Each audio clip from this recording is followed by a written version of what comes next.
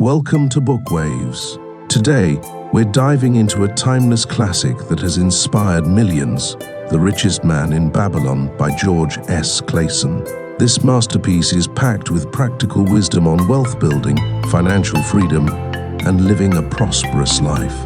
If you enjoy this audiobook, don't forget to give it a thumbs up, leave your thoughts in the comments, and subscribe to Bookwaves for more life-changing audiobooks. Let's get started. Foreword. Our prosperity as a nation depends upon the personal financial prosperity of each of us as individuals. This book deals with the personal successes of each of us. Success means accomplishments as the result of our own efforts and abilities. Proper preparation is the key to our success. Our acts can be no wiser than our thoughts. Our thinking can be no wiser than our understanding. This book of cures for lean purses has been termed a guide to financial understanding. That, indeed, is its purpose, to offer those who are ambitious for financial success an insight which will aid them to acquire money, to keep money, and to make their surpluses earn more money. In the pages which follow, we are taken back to Babylon, the cradle in which was nurtured the basic principles of finance now recognized and used the world over. To new readers, the author is happy to extend the wish that its pages may contain for them the same inspiration for growing bank accounts, greater financial successes, and the solution of difficult personal financial problems so enthusiastically reported by readers from coast to coast. To the business executives who have distributed these tales in such generous quantities to friends, relatives, employees, and associates, the author takes this opportunity to express his gratitude. No endorsement could be higher than that of practical men who appreciate its teachings because they themselves have worked up to important successes by applying the very principles it advocates. Babylon became the wealthiest city of the ancient world because its citizens were the richest people of their time. They appreciated the value of money. They practiced sound financial principles in acquiring money, keeping money, and making their money earn more money. They provided for themselves what we all desire, incomes for the future. GSC. Chapter 1. An historical sketch of Babylon. In the pages of history, there lives no city more glamorous than Babylon. Its very name conjures visions of wealth and splendor. Its treasures of gold and jewels were fabulous. One naturally pictures such a wealthy city as located in a suitable setting of tropical luxury, surrounded by rich natural resources of forests and mines. Such was not the case. It was located beside the Euphrates River in a flat, arid valley. It had no forests, no mines, not even stone for building. It was not even located upon a natural trade route. The rainfall was insufficient to raise crops. Babylon is an outstanding example of man's ability to achieve great objectives, using whatever means are at his disposal. All of the resources supporting this large city were man-developed. All of its riches were man-made. Babylon possessed just two natural resources: a fertile soil and water in the river. With one of the greatest engineering accomplishments of this or any other day, Babylonian engineers diverted the waters from the river by means of dams and immense irrigation canals. Far out across that arid valley went these canals to pour the life-giving waters over the fertile soil. This ranks among the first engineering feats known to history. Such abundant crops as were the reward of this irrigation system the world had never seen before. Fortunately, during its long existence, Babylon was ruled by successive lines of kings to whom conquest and plunder were but incidental. While it engaged in many wars, most of these were local or defensive against ambitious conquerors from other countries who coveted the fabulous treasures of Babylon. The outstanding rulers of Babylon live in history because of their wisdom, enterprise, and justice. Babylon produced no strutting monarchs who sought to conquer the known world that all nations might pay homage to there. Egotism. As a city, Babylon exists no more. When those energizing human forces that built and maintained the city for thousands of years were withdrawn, it soon became a deserted ruin. The site of the city is in Asia, about 600 miles east of the Suez Canal, just north of the Persian Gulf. The latitude is about 30 degrees above the equator, practically the same as that of Yuma, Arizona. It possessed a climate similar to that of this American city, hot and dry. Today, this valley of the Euphrates, once a populous irrigated farming district, is again a wind-swept arid waste. Scant grass and desert shrubs strive for existence against the wind-blown sands. Gone are the fertile fields, the mammoth cities, and the long caravans of rich merchandise. Nomadic bands of Arabs, securing a scant living by tending small herds, are the only inhabitants. Such it has been since about the beginning of the Christian era. Dotting this valley are earthen hills. For centuries, they were considered by travelers to be nothing else. The attention of archaeologists were finally attracted to them because of broken pieces of pottery and brick washed down by the occasional rainstorms. Expeditions, financed by European and American museums, were sent here to excavate and see what could be found. Picks and shovels soon proved these hills to be ancient cities. City graves they might well be called. Babylon was one of these. Something like 20 centuries, the winds had scattered the desert dust. Built originally of brick, all exposed walls had disintegrated and gone back to earth once more.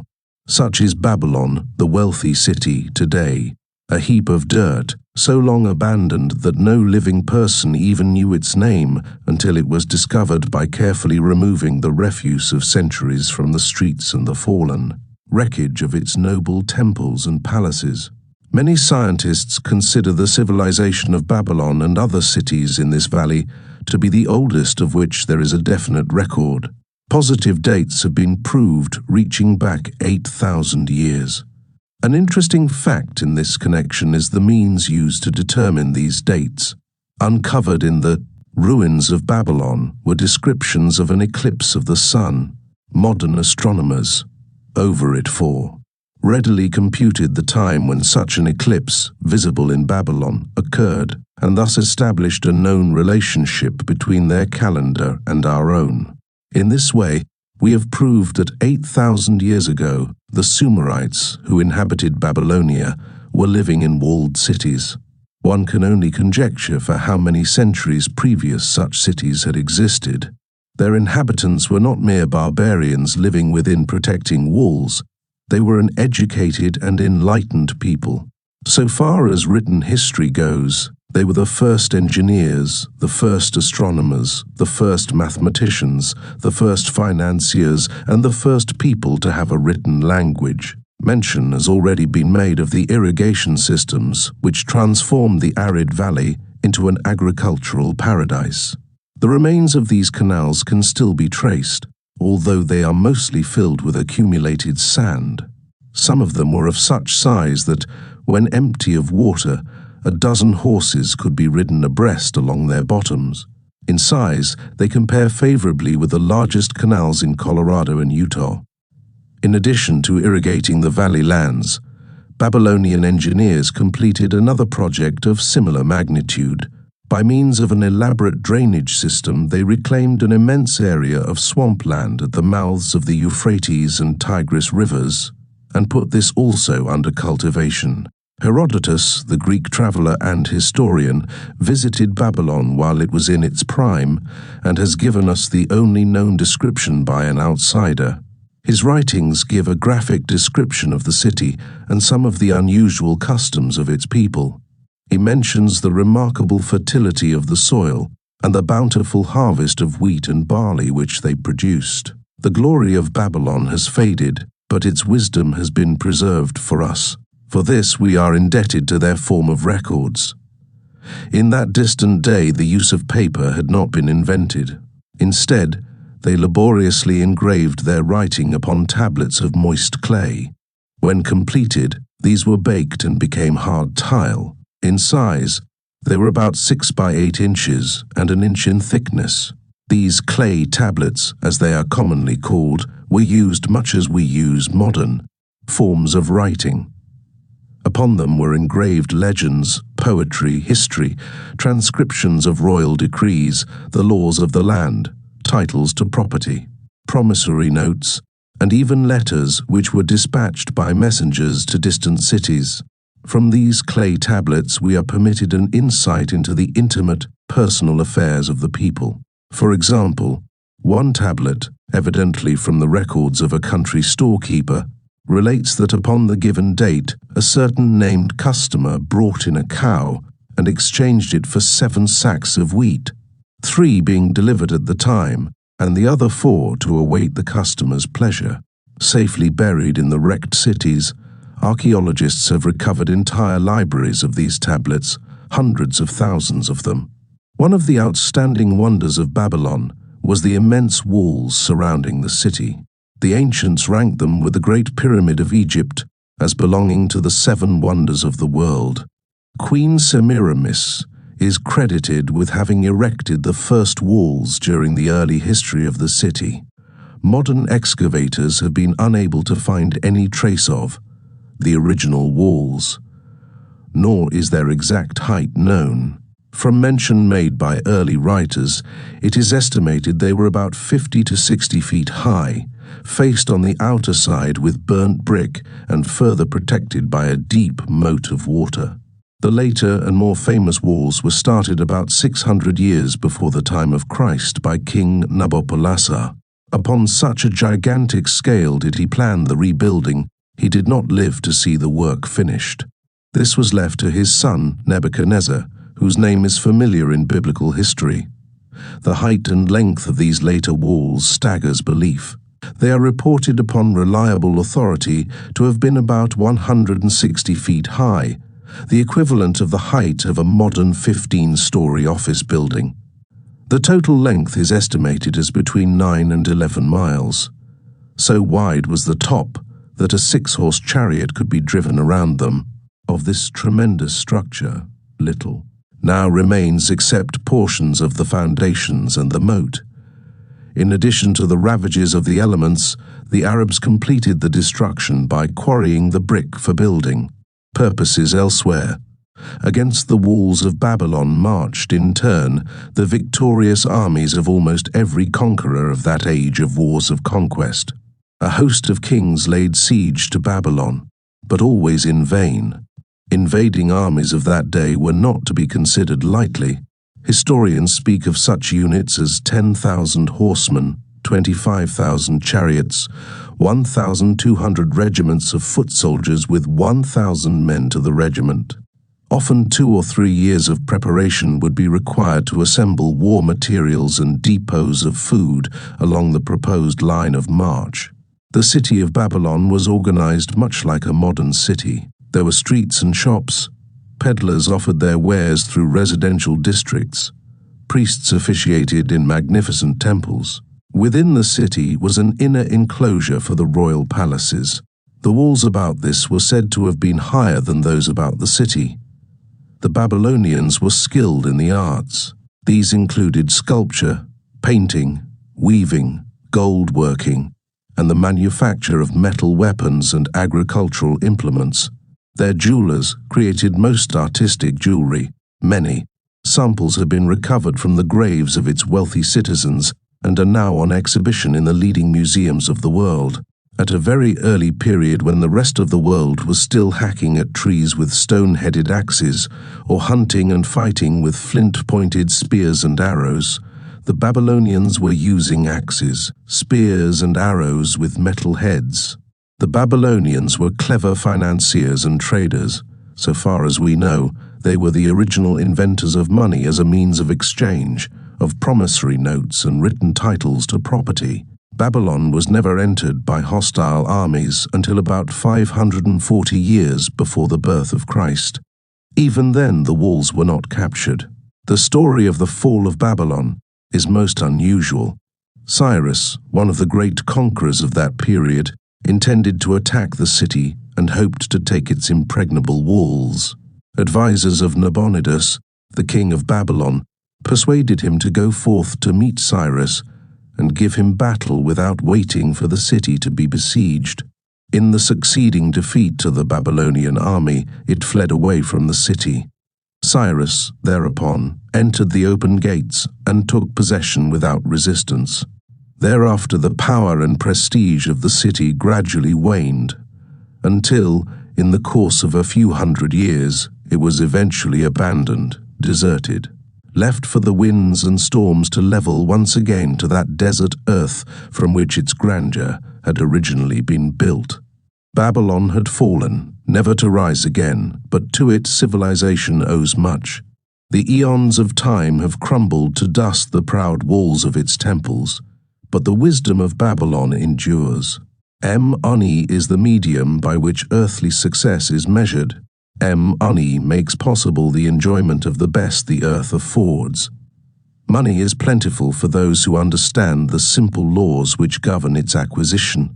Money is governed today by the same laws which controlled it when prosperous men thronged the streets of Babylon 6,000 years ago. Chapter 2. The Man Who Desired Gold. Bansir, the chariot builder of Babylon, was thoroughly discouraged. From his seat upon the low wall surrounding his property, he gazed sadly at his simple home and the open workshop in which stood a partially completed chariot. His wife frequently appeared at the open door. Her furtive glances in his direction reminded him that the meal bag was almost empty, and he should be at work finishing the chariot, hammering and hewing, polishing and painting, stretching taut the leather over the wheel rims, preparing it for delivery so he could collect from his wealthy customer. Nevertheless, his fat, muscular body sat stolidly upon the wall. His slow mind was struggling patiently with a problem for which he could find no answer. The hot, tropical sun, so typical of this valley of the Euphrates, beat down upon him mercilessly. Beads of perspiration formed upon his brow and trickled down unnoticed to lose themselves in hairy jungle on his chest. Beyond his home towered the high terraced wall surrounding the king's palace. Nearby, cleaving the blue heavens, was the painted tower of the Temple of Bel. In the shadow of such grandeur was his simple home, and many others far less neat and well cared for. Babylon was like this, a mixture of grandeur and squalor, of dazzling wealth and direst poverty, crowded together without plan or system within the protecting walls of the city. Behind him, had he cared to turn and look, the noisy chariots of the rich jostled and crowded aside the sandaled tradesmen as well as the barefooted beggars. Even the rich were forced to turn into the gutters to clear the way for the long lines of slave water carriers on the king's business, each bearing a heavy goatskin of water to be poured upon the hanging gardens. Bansir was too engrossed in his own problem to hear or heed the confused hubbub of the busy city. It was the unexpected twanging of the strings from a familiar lyre that aroused him from his reverie.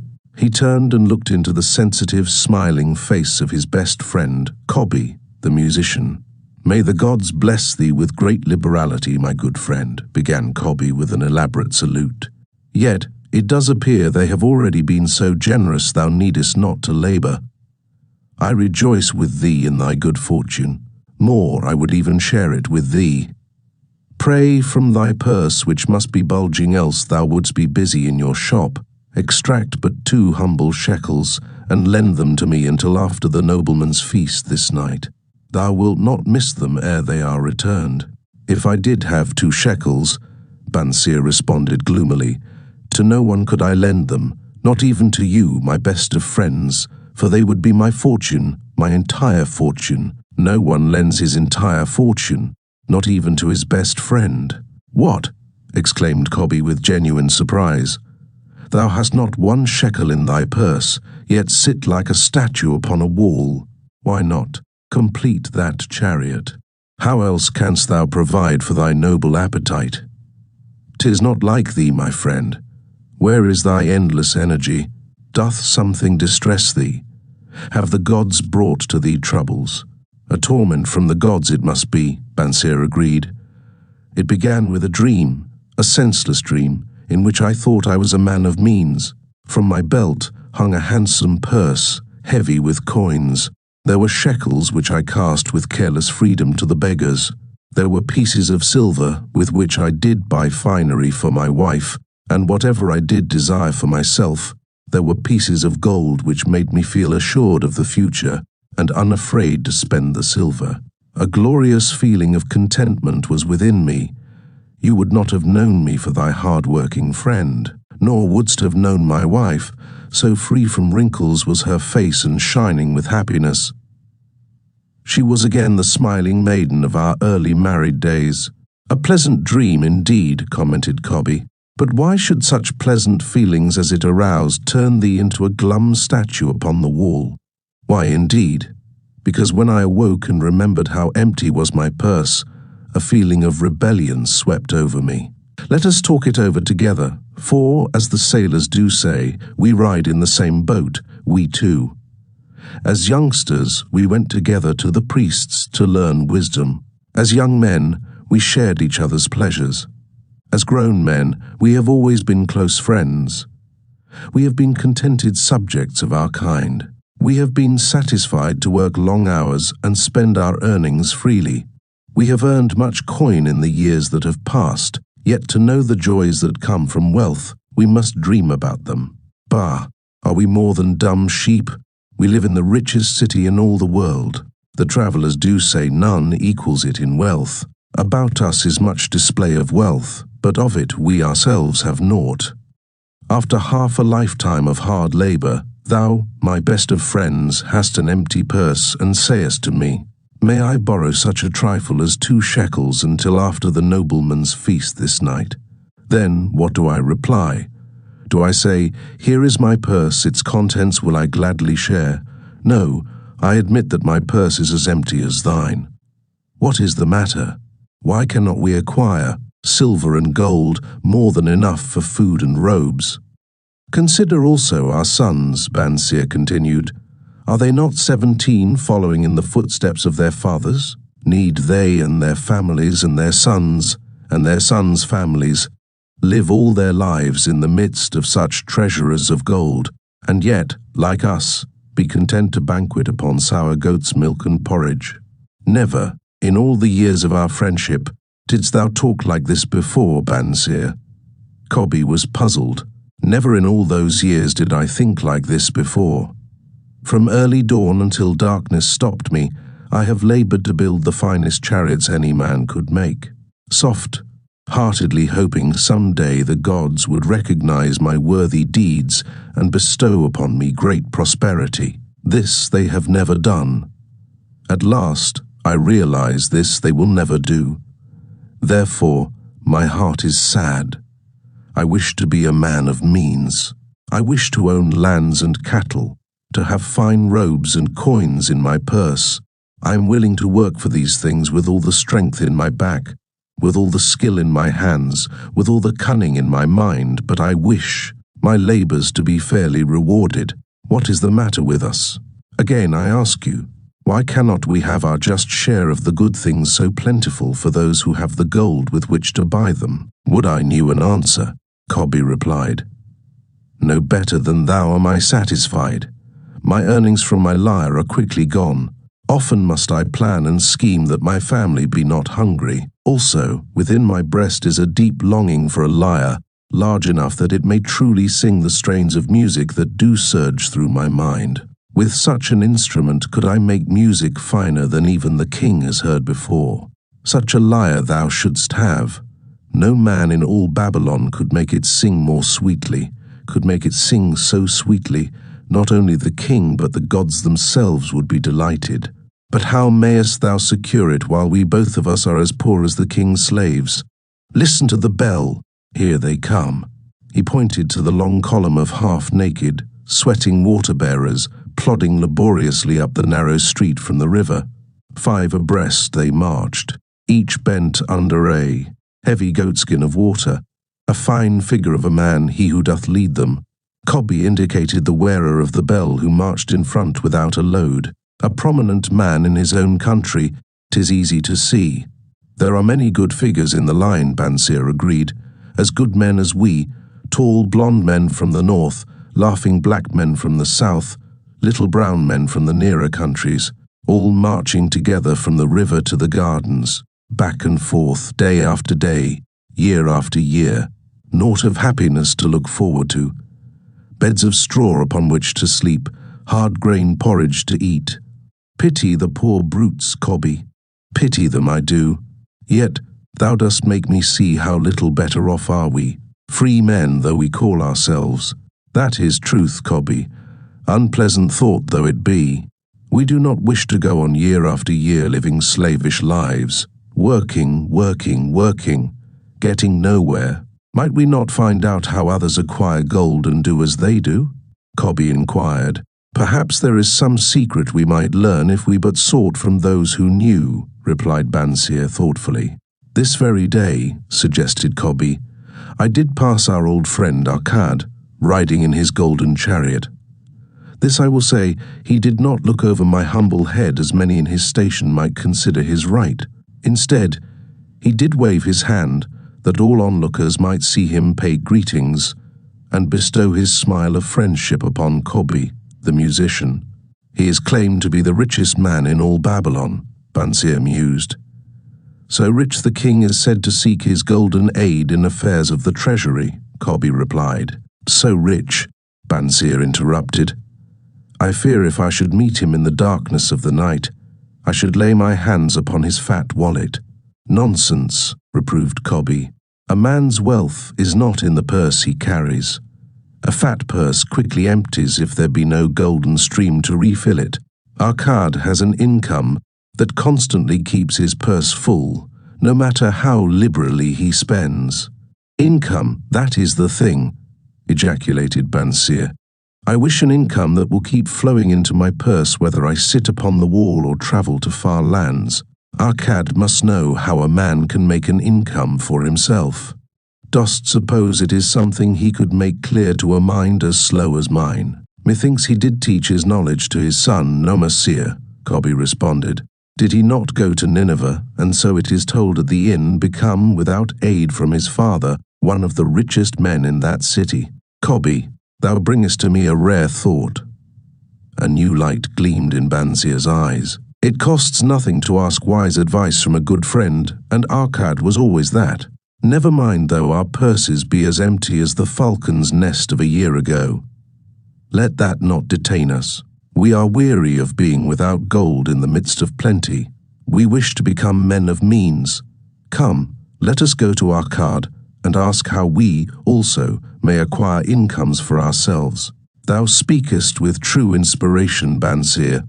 Thou bringest to my mind a new understanding. Thou makest me to realize the reason why we have never found any measure of wealth. We never sought it.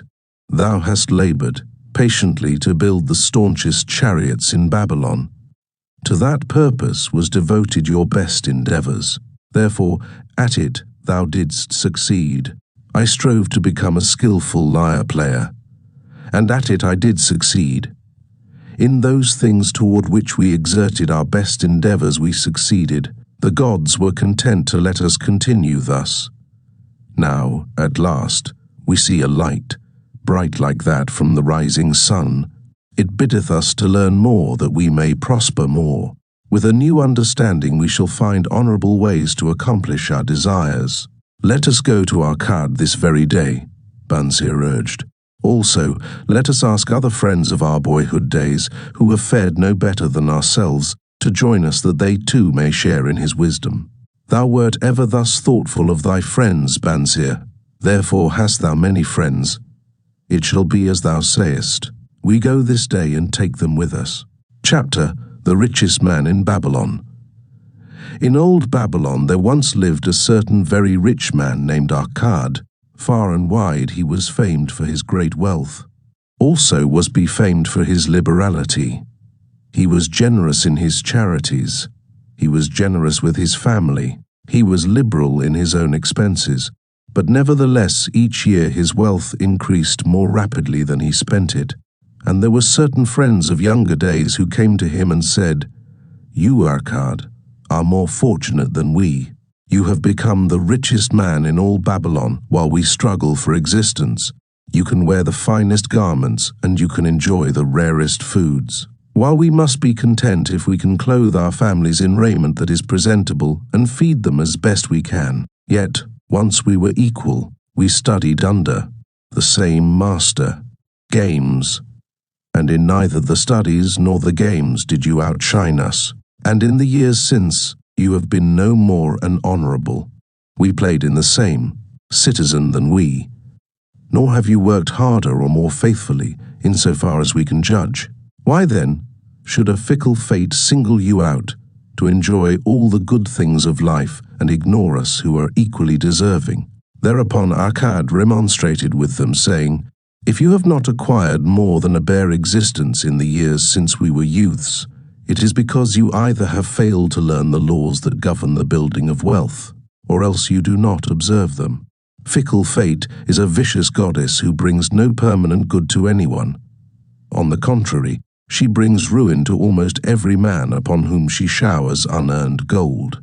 She makes wanton spenders, who soon dissipate all 22 they receive, and are left beset by overwhelming appetites and desires they have not the ability to gratify. Yet others whom she favors become misers and hoard their wealth, fearing to spend what they have, knowing they do not possess the ability to replace it. They further are beset by fear of robbers, and doom themselves to lives of emptiness and secret misery. Others there probably are, who can take unearned gold and add to it, and continue to be happy and contented citizens. But so few are they, I know of them but by hearsay. Think you of the men who have inherited sudden wealth, and see if these things are not so. His friends admitted that of the men they knew who had inherited wealth, these words were true, and they besought him to explain to them how he had become possessed of so much prosperity. So he continued, In my youth I looked about me, and saw all the good things there were to bring happiness and contentment, and I realized that wealth increased the potency of all these. Wealth is a power. With wealth many things are possible. One may ornament the home with the richest of furnishings. One may sail the distant seas. One may feast on the delicacies of far lands. One may buy the ornaments of the gold worker and the stone polisher. One may even build mighty temples for the gods. One may do all these things, and many others, in which there is delight for the senses and gratification for the soul. And when I realized all this, I decided to myself that I would claim my share of the good things of life. I would not be one of those who stand afar off, enviously watching others enjoy. I would not be content to clothe myself in the cheapest raiment that looked respectable. I would not be satisfied with the lot of a poor man.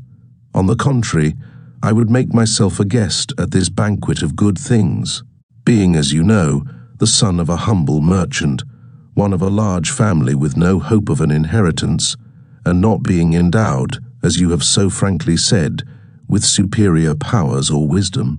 I decided that if I was to achieve what I desired, time and study would be required. As for time, all men have it in abundance. You, each of you, have let slip by sufficient time to have made yourselves wealthy. Yet, you admit, you have nothing to show except your good families, of which you can be justly proud. As for study, did not our wise teacher teach us that learning was of two kinds? The one kind being the things we learned and knew, and the other being the training that taught us how to find out what we did not know. Therefore, did I decide to find out how one might accumulate wealth, and when I had found out, to make this my task and do it well. For is it not wise that we should enjoy while we dwell in the brightness of the sunshine? For sorrows enough shall descend upon us when we depart for the darkness of the world of spirit. I found employment as a scribe in the hall of records, and long hours each day I labored upon the clay tablets.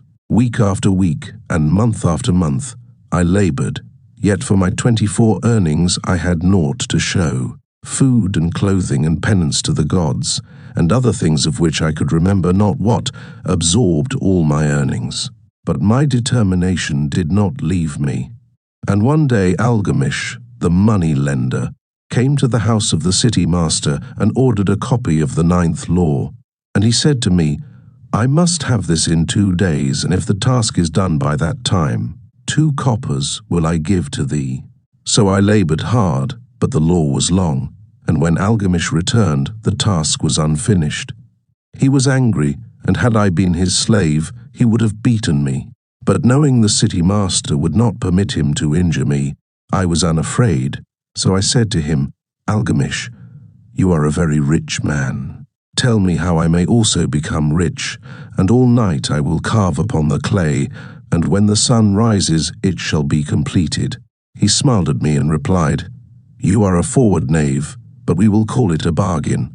All that night I carved, though my back pained and the smell of the wick made my head ache until my eyes could hardly see.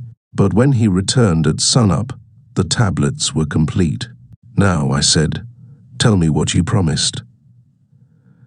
You have fulfilled your part of our bargain, my son, he said to me kindly, and I am ready to fulfill mine. I will tell you these things you wish to know because I am becoming an old man, and an old tongue loves to wag. And when youth comes to age for advice, he receives the wisdom of years. But too often does youth think that age knows only the wisdom of days that are gone, and therefore profits not. But remember this, the sun that shines today is the sun that shone when thy father was born, and will still be shining when thy last grandchild shall pass into the darkness. The thoughts of youth, he continued, are bright lights that shine forth like the meteors that oft make brilliant the sky. But the wisdom of age is like the fixed stars that shine so unchanged that the sailor may depend upon them to steer his course. Mark you well my words, for if you do not, you will fail to grasp the truth that I will tell you, and you will think that your night's work has been in vain.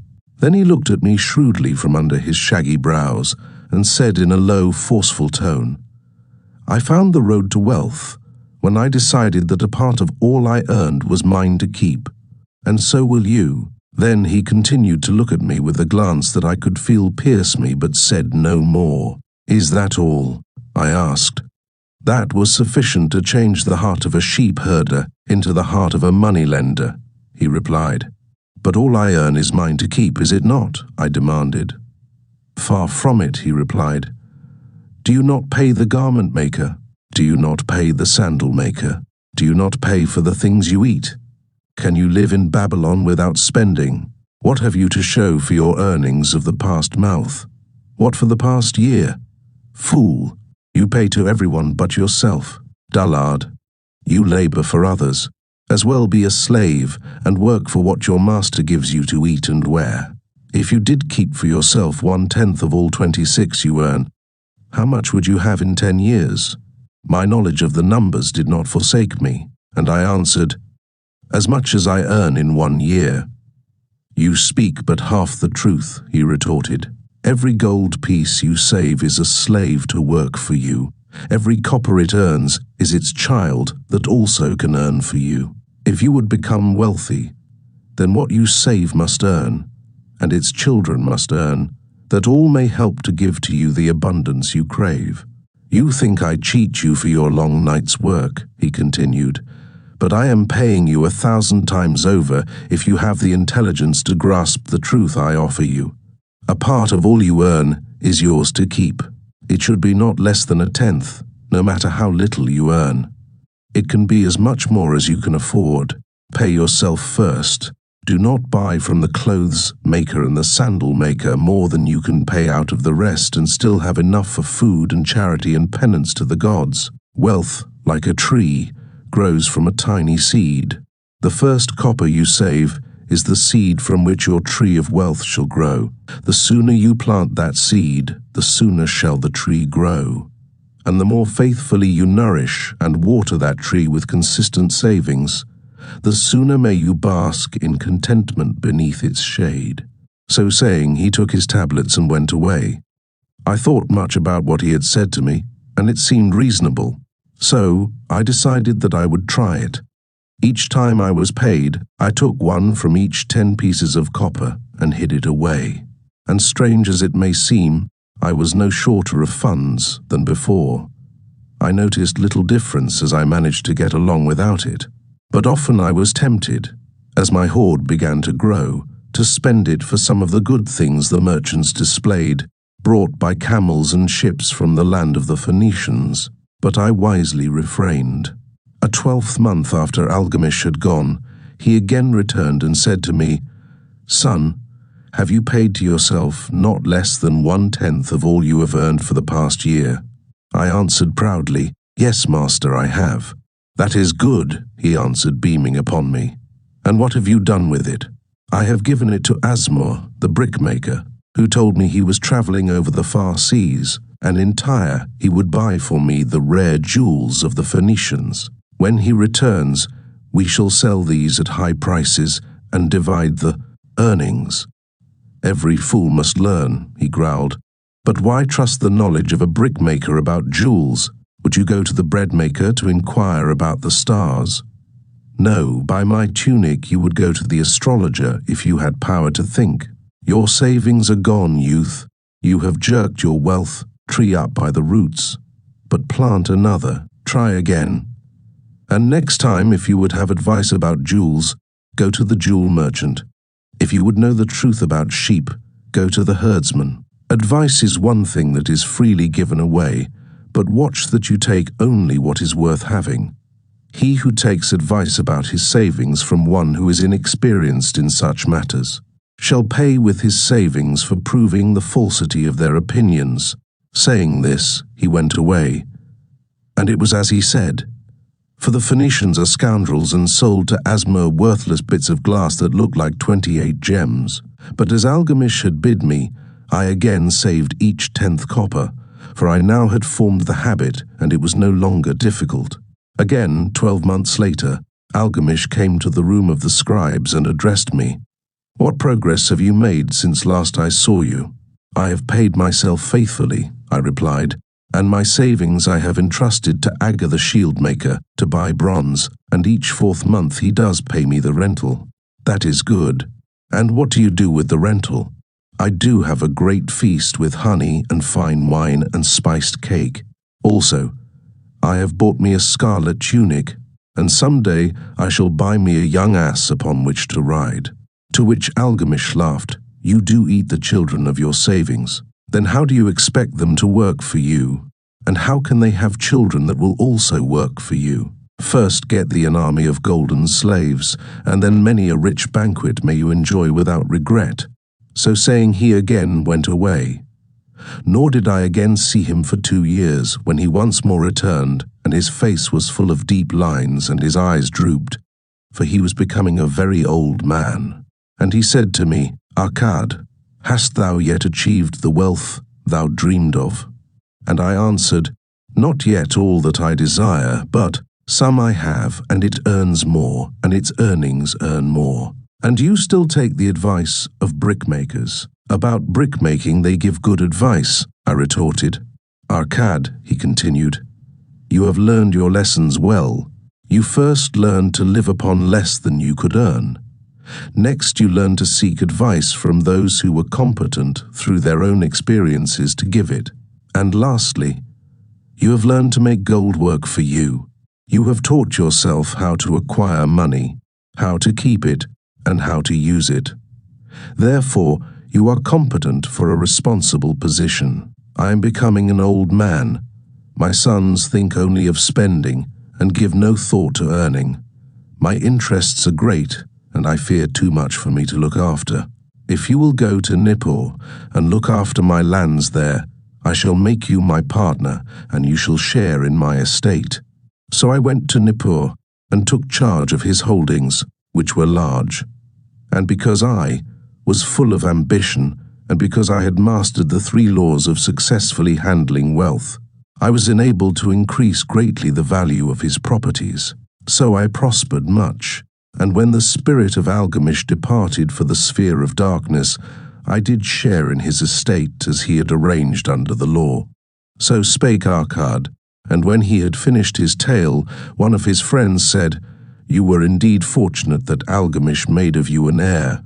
Fortunate only in that I had the desire to prosper before I first met him. For 4 years did I not prove my definiteness of purpose by keeping 1/10 of all earned. Would you call a fisherman lucky who for years so studied the habits of the fish that with each changing wind he could cast his nets about them? Opportunity is a haughty goddess who wastes no time with those who are unprepared. You had strong willpower to keep on after you lost your first year's savings. You are unusual in that way, spoke up another. Willpower, retorted Arkad. What nonsense. Do you think willpower gives a man the strength to lift a burden the camel cannot carry, or to draw a load the oxen cannot budge? Willpower is but the unflinching purpose to carry a task you set for yourself to fulfillment. If I set for myself a task, be it ever so trifling, I shall see it through. How else shall I have confidence in myself to do important things? Should I say to myself, for 100 days as I walk across the bridge into the city, I will pick from the road a pebble and cast it into the stream? I would do it. If on the 7th day I passed by without remembering, I would not say to myself, tomorrow I will cast 2 pebbles which will do as well. Instead, I would retrace my steps and cast the pebble. Nor on the 20th day would I say to myself, Arkad, this is useless. What does it avail you to cast a pebble every day? Throw in a handful and be done with it. No, I would not say that, nor do it. When I set a task for myself, I complete it. Therefore, I am careful not to start difficult and impractical tasks, because I love leisure. And then another friend spoke up and said, if what you tell is true, and it does seem, as you have said, reasonable, then being so simple, if all men did it, there would not be enough wealth to go around. Wealth grows wherever men exert energy, Arkad replied. If a rich man builds him a new palace, is the gold he pays out gone? No, the brickmaker has part of it, and the laborer has part of it, and the artist has part of it. And everyone who labors upon the house has part of it, yet when the palace is completed, is it not worth all it cost? And is the ground upon which it stands not worth more because it is there?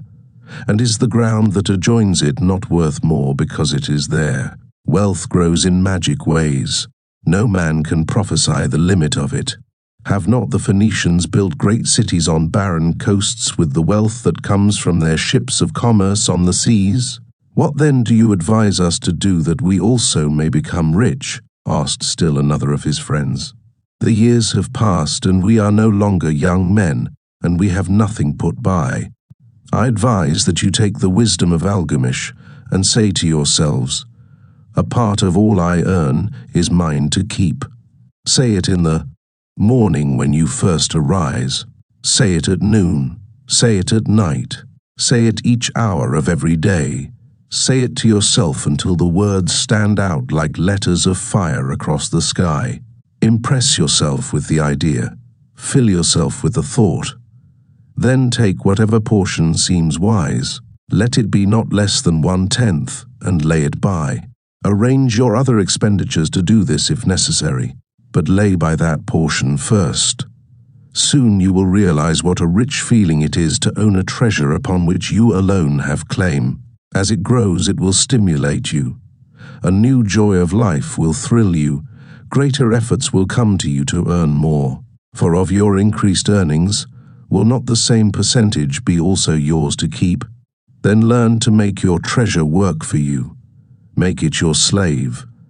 Make its children and its children's children work for you. Ensure an income for thy future. Look thou at the aged, and forget not that in the days to come thou also will be numbered among them. Therefore invest thy treasure with greatest caution that it be not lost.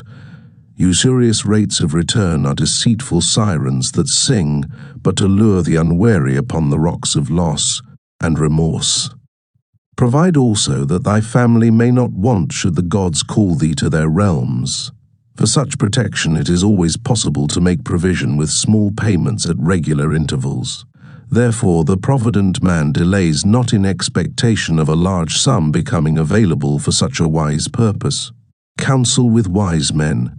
Seek the advice of men whose daily work is handling money. Let them save you from such an error as I myself made in entrusting my money to the judgment of Asmur, the brickmaker. A small return, and a safe one, is far more desirable than risk. Enjoy life while you are here. Do not overstrain or try to save too much. If 1/10 of all you earn is as much as you can comfortably keep, be content to keep this portion. Live otherwise according to your income, and let not yourself get niggardly and afraid to spend. Life is good, and life is rich with things worthwhile and things to enjoy. His friends thanked him and went away. Some were silent because they had no imagination and could not understand. Some were sarcastic because they thought that one so rich should divide with old friends not so fortunate. But some had in their eyes a new light. They realized that Algamish had come back each time to the room of the scribes because he was watching a man work his way out of darkness into light. When that man had found the light, a place awaited him. No one could fill that place until he had for himself worked out his own understanding, until he was ready for opportunity. These latter were the ones who, in the following years, frequently revisited Arkad, who received them gladly. He counseled with them and gave them freely of his wisdom, as men of broad experience are always glad to do. And he assisted them in so investing their savings that it would bring in a good interest with safety and would neither be lost nor entangled in investments that paid no dividends. The turning point in these men's lives came upon that day when they realized the truth that had come from Algamish to Arkad and from Arkad to them. A part of all you earn, yours to keep. Chapter 4. 7 Cures for a Lean Purse. The glory of Babylon endures. Down through the ages its reputation comes to us as the richest of cities, its treasures as fabulous. Yet it was not always so. The riches of Babylon were the results of the wisdom of its people. They first had to learn how to become wealthy. When the good king, Sargon, returned to Babylon after defeating his enemies, the Elamites, he was confronted with a serious situation. The royal chancellor explained it to the king thus: "After many years of great prosperity brought to our people, because your majesty built the great irrigation canals and the mighty temples of the gods, now that these works are completed, the people seem unable to support themselves. The laborers are without employment, the merchants have few customers, the farmers are unable to sell their produce. The people have not enough gold to buy food." "But where has all the gold gone that we spent for these great improvements?" demanded the king. "It has found its way, I fear," responded the chancellor, "into the possession of a few very rich men of our city. It filtered through the fingers of most our people as quickly as the goat's milk goes through the strainer. Now that the stream of gold has ceased to flow, most of our people have nothing too for their earnings." The king was thoughtful for some time. Then he asked, "Why should so few men be able to acquire all the gold?" "Because they know how," replied the chancellor. "One may not condemn a man for succeeding because he knows how. Neither may one with justice take away from a man what he has fairly earned, to give to men of less ability."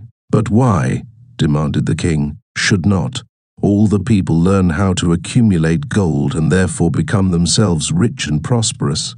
"Quite possible, Your Excellency. But who can teach them? Certainly not the priests, because they know naught of money-making." "Who knows best in all our city how to become wealthy, Chancellor?" asked the king. "Thy question answers itself, Your Majesty. Who has amassed the greatest wealth in Babylon?" "Well said, my able Chancellor. It is Arkad. He is richest man in Babylon. Bring him before me on the morrow." Upon the following day, as the king had decreed, Arkad appeared before him, straight and sprightly, despite his 60 years and 10. "Arkad," spoke the king, "is it true thou art the richest man in Babylon?" "So it is reported, Your Majesty. and no man disputes it. How becamest thou so wealthy? By taking advantage of opportunities available to all citizens of our good city. Thou hadst nothing to start with, only a great desire for wealth. Besides this, nothing. Arkad, continued the king, our city is in a very unhappy state, because a few men know how to acquire wealth and therefore monopolize it, while the mass of our citizens lack the knowledge of how to keep any part of the gold they receive. It is my desire that Babylon be the wealthiest city in the world. Therefore, it must be a city of many wealthy men. Therefore, we must teach all the people how to acquire riches.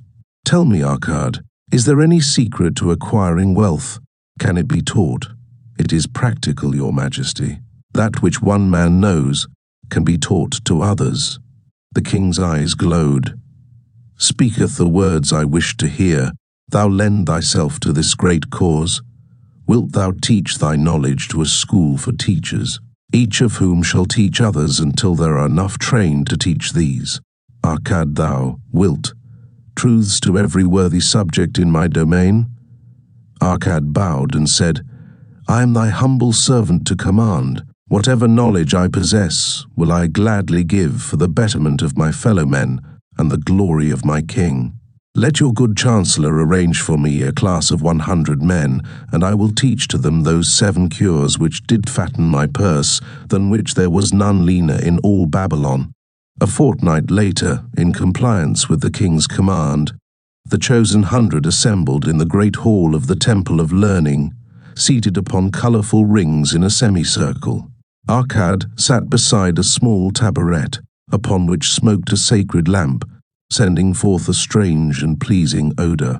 Behold, the richest man in Babylon, whispered a student, nudging his neighbor as Arkad arose. He is but a man even as the rest of us. As a dutiful subject of our great king, Arkad began, I stand before you in his service, because once I was a poor youth who did greatly desire gold, and because I found knowledge that enabled me to acquire it, he asks that I impart unto you my knowledge. I started my fortune in the humblest way. I had no advantage not enjoyed as fully by you and every citizen in Babylon. The first storehouse of my treasure was a well purse. I loathed its useless emptiness. I desired it be round and full, clinking with the sound of gold. Therefore, I sought every remedy for a lean purse. I found 7. To you, who are assembled before me, shall I explain the 7 cures for a lean purse which I do recommend to all men who desire much gold. Each day for 7 days will I explain to you one of the 7 remedies. Listen attentively to the knowledge that I will impart. Debate it with me. Discuss it among yourselves. Learn these lessons thoroughly, that ye may also plant in your own purse the seed of wealth. First must each of you start wisely to build a fortune of his own. Then wilt thou be competent, and only then, to teach these truths to others. I shall teach to you in simple ways how to fatten your purses. This is the first step leading to the temple of wealth, and no man may climb who cannot plant his feet firmly upon the first step. We shall now consider the first cure. Chapter 5. The first cure. Start thy purse to fattening. Arkad addressed a thoughtful man in the second row. My good friend, at what craft workest thou? I, replied the man, am a scribe and carve records upon the clay tablets. Even at such labor did I myself earn my first coppers. Therefore, thou hast the same opportunity to build a fortune. He spoke to a florid-faced man farther back. Pray tell also, what dost thou to earn thy bread? I, responded this man, am a meat butcher. I do buy the goats the farmers raise and kill them, and sell the meat to the housewives and the hides to the sandal makers. Because thou dost also labor and earn, thou hast every advantage to succeed that I did possess. In this way did Arkad proceed to find out how each man labored to earn his living.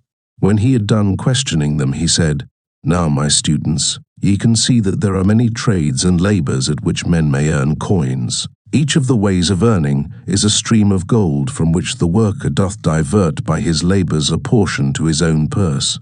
Therefore into the purse of each of you flows a stream of coins large or small according to his ability. Is it not so?" Thereupon they agreed that it was so. "Then," continued Arcad, "if each of you desireth to build for himself a fortune, is it not wise to start by utilizing that source of wealth which he already has established?" To this they agreed. Then Arcad turned to a humble man who had declared himself an egg merchant. "If thou select one of thy baskets and put into it each morning 10 eggs and take out from it each evening 9 eggs, what will eventually happen? It will become in time overflowing. Why? Because each day I put in 1 more egg than I take out." Arcad turned to the class with a smile. "Does any man here have a lean purse?" First they looked amused, then they laughed. Lastly they waved their purses in jest. "All right," he continued, "now I shall tell thee the first remedy I learned to cure a lean purse. Do exactly as I have suggested to the egg merchant. For every 10 coins thou placest within thy purse, take out for use but 9. Thy purse will start to fatten at once, and its increasing weight will feel good in thy hand and bring satisfaction to thy soul. Deride not what I say because of its simplicity. Truth is always simple. I told thee I would tell how built my fortune. This was my beginning. I too carried a lean purse and cursed it, because there was naught within to satisfy my desires. But when I began to take out from my purse but 9 parts of 10 I put in, it began to fatten. So will thine. Now I will tell a strange truth, the reason for which I know not.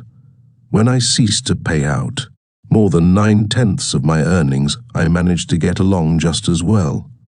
I was not shorter than before. Also, ere long did coins come to me more easily than before. Surely it is a law of the gods that unto him who keepeth and spendeth not a certain part of all his earnings, shall gold come more easily. Likewise him whose purse is empty does gold avoid. Which desirest thou the most? Is it the gratification of thy desires of each day, a jewel, a bit of finery, better raiment, more food, things quickly gone and forgotten? Or is it substantial belongings, gold, lands, herds, merchandise, income bringing investments? The coins thou takest from thy purse bring the first. The coins thou leavest within it will bring the latter. This, my students, was the first cure I did discover for my lean purse. For each 10 coins I put in, to spend but 9. Debate this amongst yourselves. If any man proves it untrue, tell me upon the morrow when we shall meet again. Chapter 6. The second cure. Control thy expenditures. Some of your members, my students, have asked me this. How can a man keep 1/10 of all he earns in his purse when all the coins he earns are not enough for his necessary expenses? So did Arcad address his students upon the second day. Yesterday, how many of thee carried lean purses? All of us, answered the class. Yet, thou do not all earn the same. Some earn much more than others. Some have much larger families to support. Yet all purses were equally lean. Now I will tell thee an unusual truth about men and sons of men. It is this, that what each of us calls our necessary expenses will always grow to equal our incomes unless we protest to the contrary. Confuse not the necessary expenses with thy desires. Each of you, together with your good families, have more desires than your earnings can gratify. Therefore are thy earnings spent to gratify these desires insofar as they will go. Still thou retainest many ungratified desires. All men are burdened with more desires than they can gratify. Because of my wealth, thinkest thou I may gratify every desire? 'Tis a false idea. There are limits to my time. There are limits to my strength. There are limits to the distance I may travel. There are limits to what I may eat. There are limits to the zest with which I may enjoy. I say to you that just as weeds grow in a field wherever the farmer leaves space for their roots, even so freely do desires grow in men whenever there is a possibility of their being gratified. Thy desires are a multitude, and those that thou mayest gratify are but few. Study thoughtfully thy accustomed habits of living. Herein may be most often found certain accepted expenses that may wisely be reduced or eliminated. Let thy motto be 100% of appreciated value demanded for each coin spent. Therefore, engrave upon the clay each thing for which thou desireth to spend. Select those that are necessary and others that are possible through the expenditure of 9/10 of thy income. Cross out the rest and consider them but a part of that great multitude of desires that must go unsatisfied, and regret them not. Budget then thy necessary expenses. Touch not the 1/10 that is fattening thy purse. Let this be thy great desire that is being fulfilled. Keep working with thy budget. Keep adjusting it to help thee. Make it thy first assistant in defending thy fattening purse. Hereupon one of the students, wearing a robe of red and gold, arose and said, I am a free man. I believe that it is my right to enjoy the good things of life. Therefore do I rebel against the slavery of a budget, which determines just how much I may spend, and for what. I feel it would take much pleasure from my life, and make me little more than a pack-ass to carry a burden. To him Arkad replied, Who, my friend, would determine thy budget? I would make it for myself, responded the protesting one. In that case, were a pack-ass to budget his burden, would he include therein jewels and rugs and heavy bars of gold? Not so. He would include hay and grain and a bag of water for the desert trail. The purpose of a budget is to help thy purse to fatten. It is to assist thee to have thy necessities and, in so far as attainable, thy other desires. It is to enable thee to realize thy most cherished desires by defending them from thy casual wishes. Like a bright light in a dark cave, thy budget shows up the leaks from thy purse and enables thee to stop them and control thy expenditures for definite and gratifying purposes. This, then, is the second cure for a lean purse.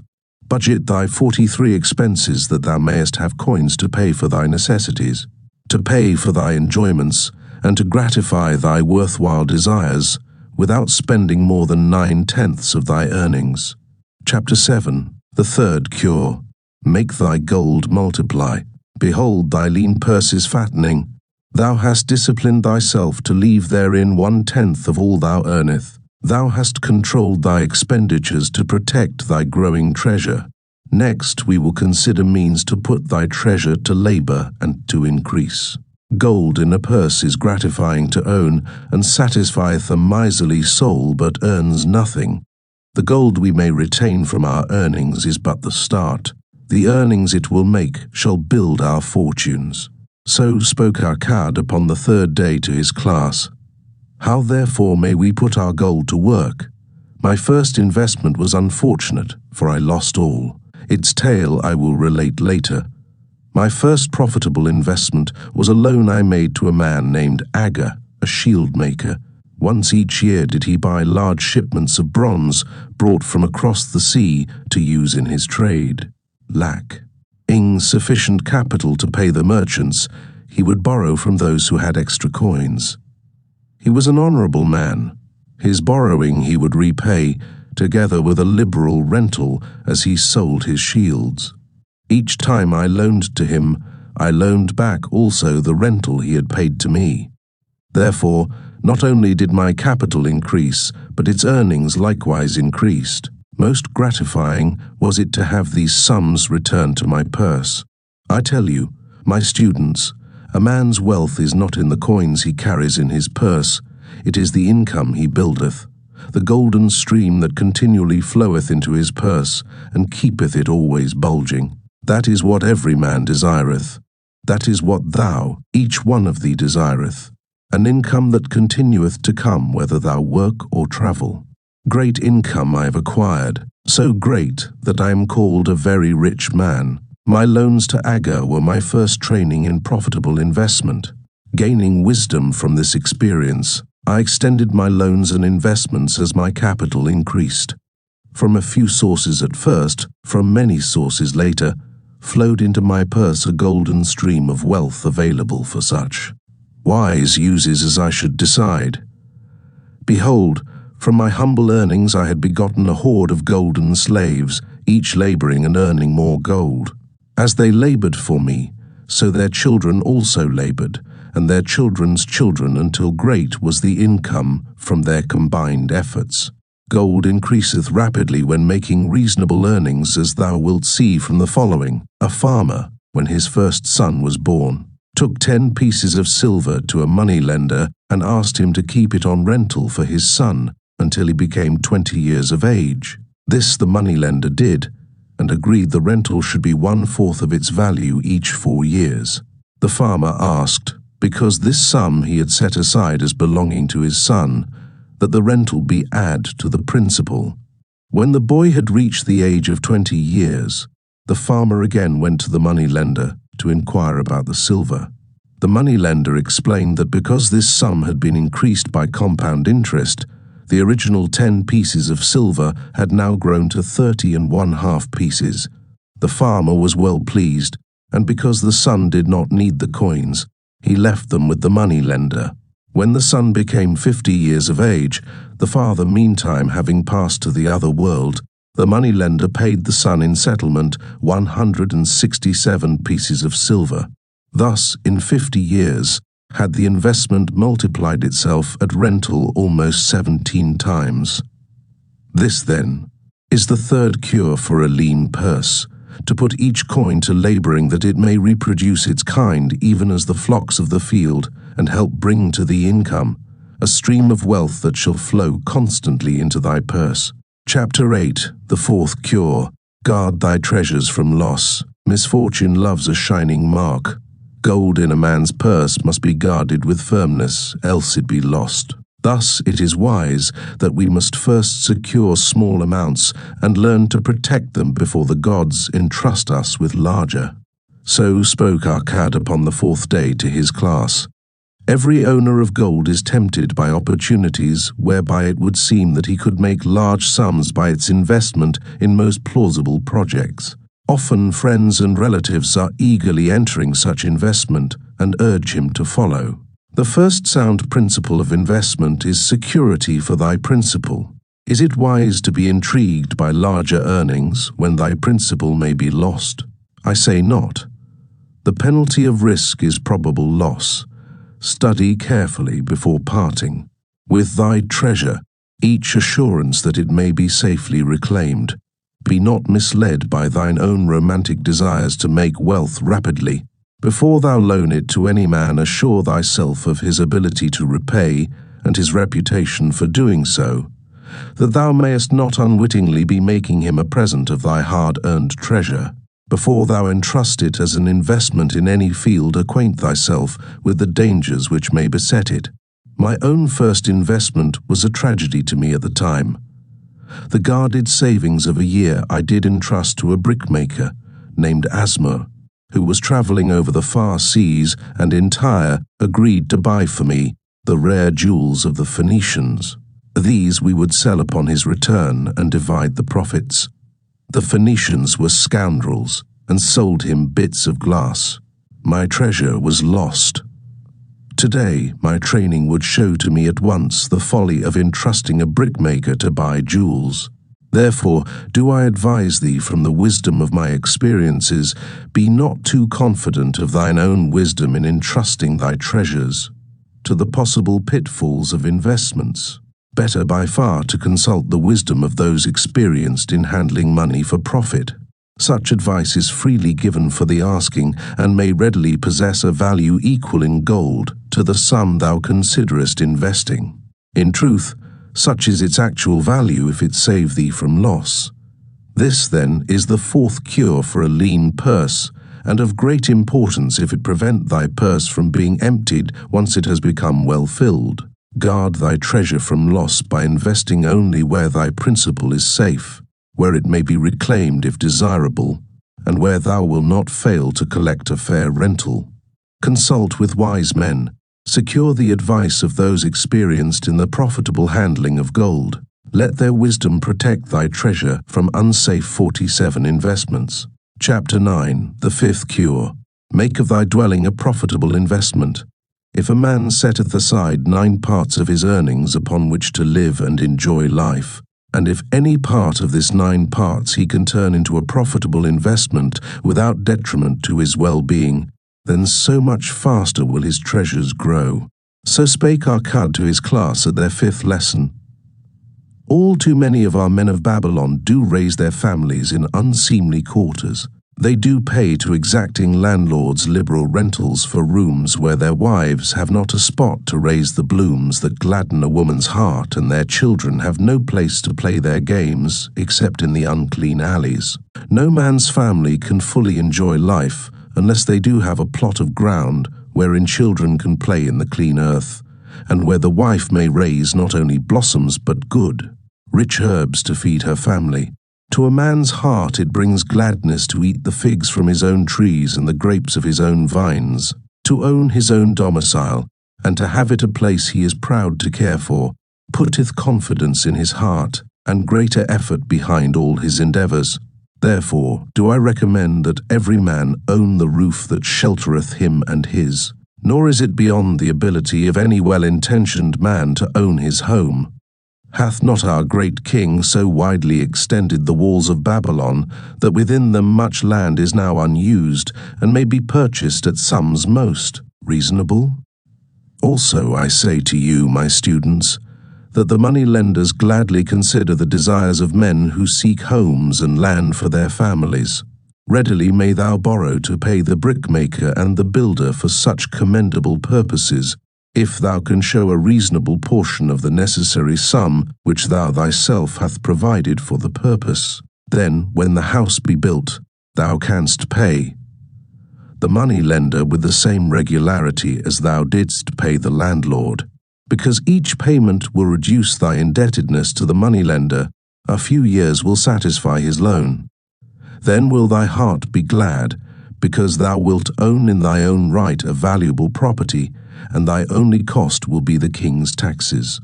Also wilt thy good wife go more often to the river to wash thy robes, that each time returning she may bring a goatskin of water to pour upon the growing things. Thus come many blessings to the man who owneth his own house, and greatly will it reduce his cost of living, making available more of his earnings for pleasures and the gratification of his desires. This, then, is the 5th cure for a lean purse. WN thy own home. Chapter 10. The 6th cure. Ensure a future income. The life of every man proceedeth from his childhood to his old age. This is the path of life, and no man may deviate from it unless the gods call him prematurely to the world beyond. Therefore do I say that it behooves a man to make preparation for a suitable income in the days to come, when he is no longer young, and to make preparations for his family, should he be no longer with them to comfort and support them. This lesson shall instruct thee in providing a full purse when time has made thee less able to learn. So Akkad addressed his class upon the 6th day. The man who, because of his understanding of the laws of wealth, acquireth a growing surplus, should give thought to those future days. He should plan certain investments or provision that may endure safely for many years, yet will be available when the time arrives which he has so wisely anticipated. There are diverse ways by which a man may provide with safety for his future. He may provide a hiding place and there bury a secret treasure, yet no matter with what skill it be hidden, it may nevertheless become the loot of thieves. For this reason I recommend not this plan. A man may buy houses or lands for this purpose. If wisely chosen as to their usefulness and value in the future, they are permanent in their value, and their earnings or their sale will provide well for his purpose. A man may loan a small sum to the money-lender and increase it at regular periods. The rental which the money-lender adds to this will largely add to its increase. I do know a sandal maker named Ansan, who explained to me not long ago that each week for 8 years he had deposited with his money-lender 2 pieces of silver. The money-lender had but recently given him an accounting, over which he greatly rejoiced. The total of his small deposits, with their rental at the customary rate of 1/4 their value for each 4 years, had now become 1,040 pieces of silver.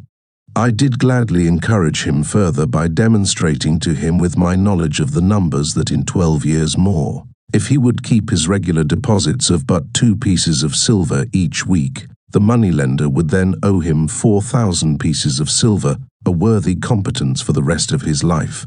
Surely, when such a small payment made with regularity doth produce such profitable results, no man can afford not to insure a treasure for his old age and the protection of his family. No matter how prosperous his business and his investments may be, I would that I might say more about this. In my mind rests a belief that someday wise-thinking men will devise a plan to insure against death, whereby many men pay in but a trifling sum regularly, the aggregate making a handsome sum for the family of each member who passeth to the beyond. This do I see as something desirable, and which I could highly recommend.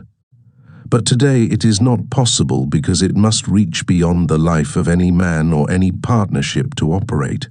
It must be as stable as the king's throne. Some day do I feel that such a plan shall come to pass and be a great blessing to many men, because even the first small payment will make available a snug fortune for the family of a member should he pass on.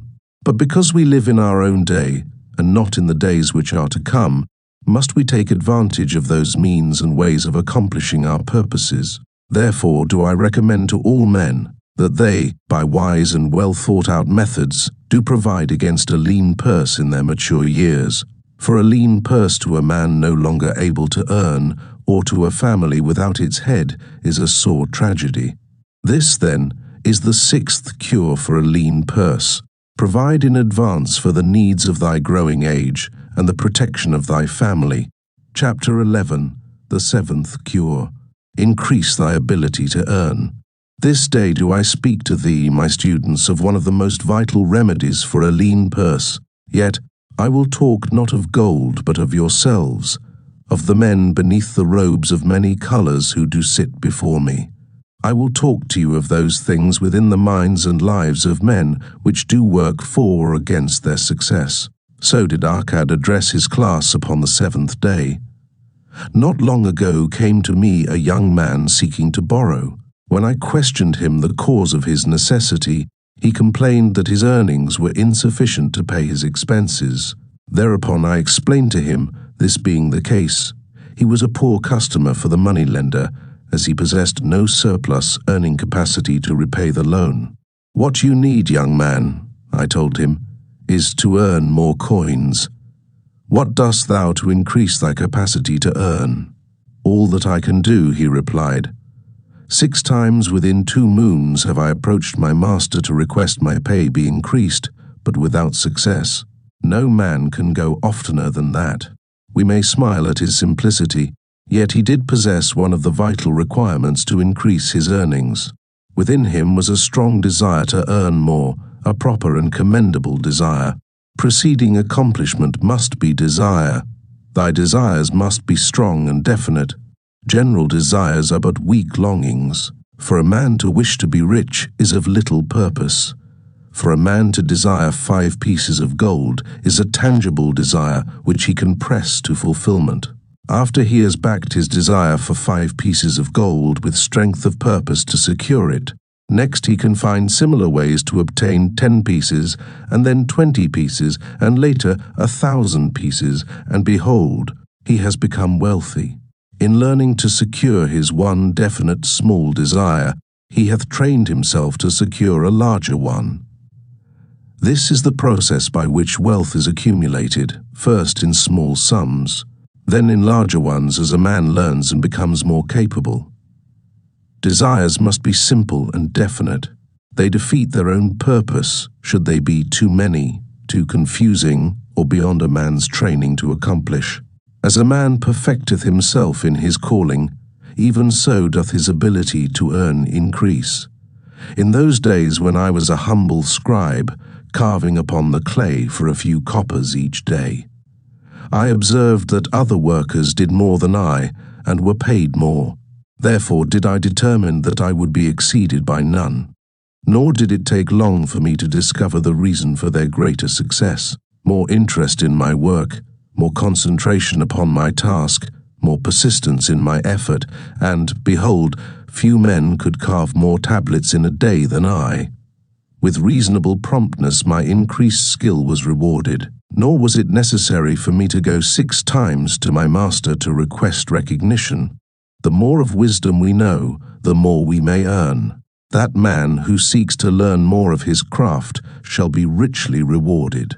If he is an artisan, he may seek to learn the methods and the tools of those most skillful in the same line.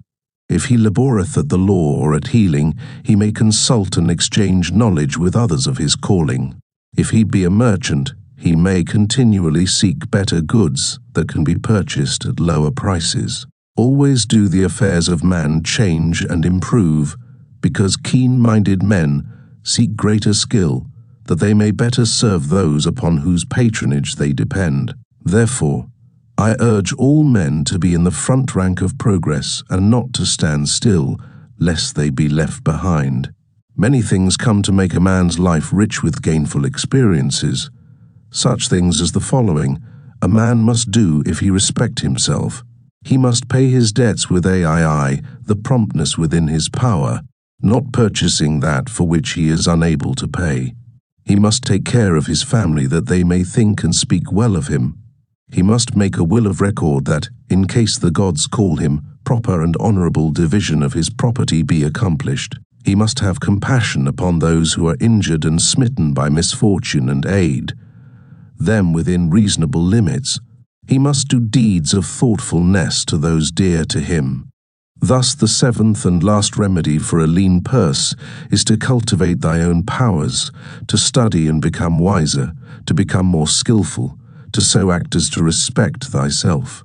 Thereby shalt thou acquire confidence in thyself to achieve thy carefully considered desires. These, then, are the 7 cures for a lean purse, which, out of the experience of a long and successful life, I do urge for all men who desire wealth.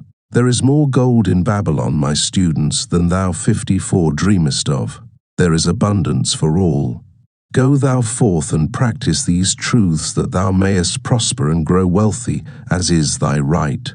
Go thou forth and teach these truths, that every honourable subject of his majesty may also share liberally in the ample wealth of our beloved city. Chapter 12. Meet the goddess of good luck. If a man be lucky, there is no foretelling the possible extent of his good fortune. Pitch him into the Euphrates, and like as not, he will swim out with a pearl in his hand.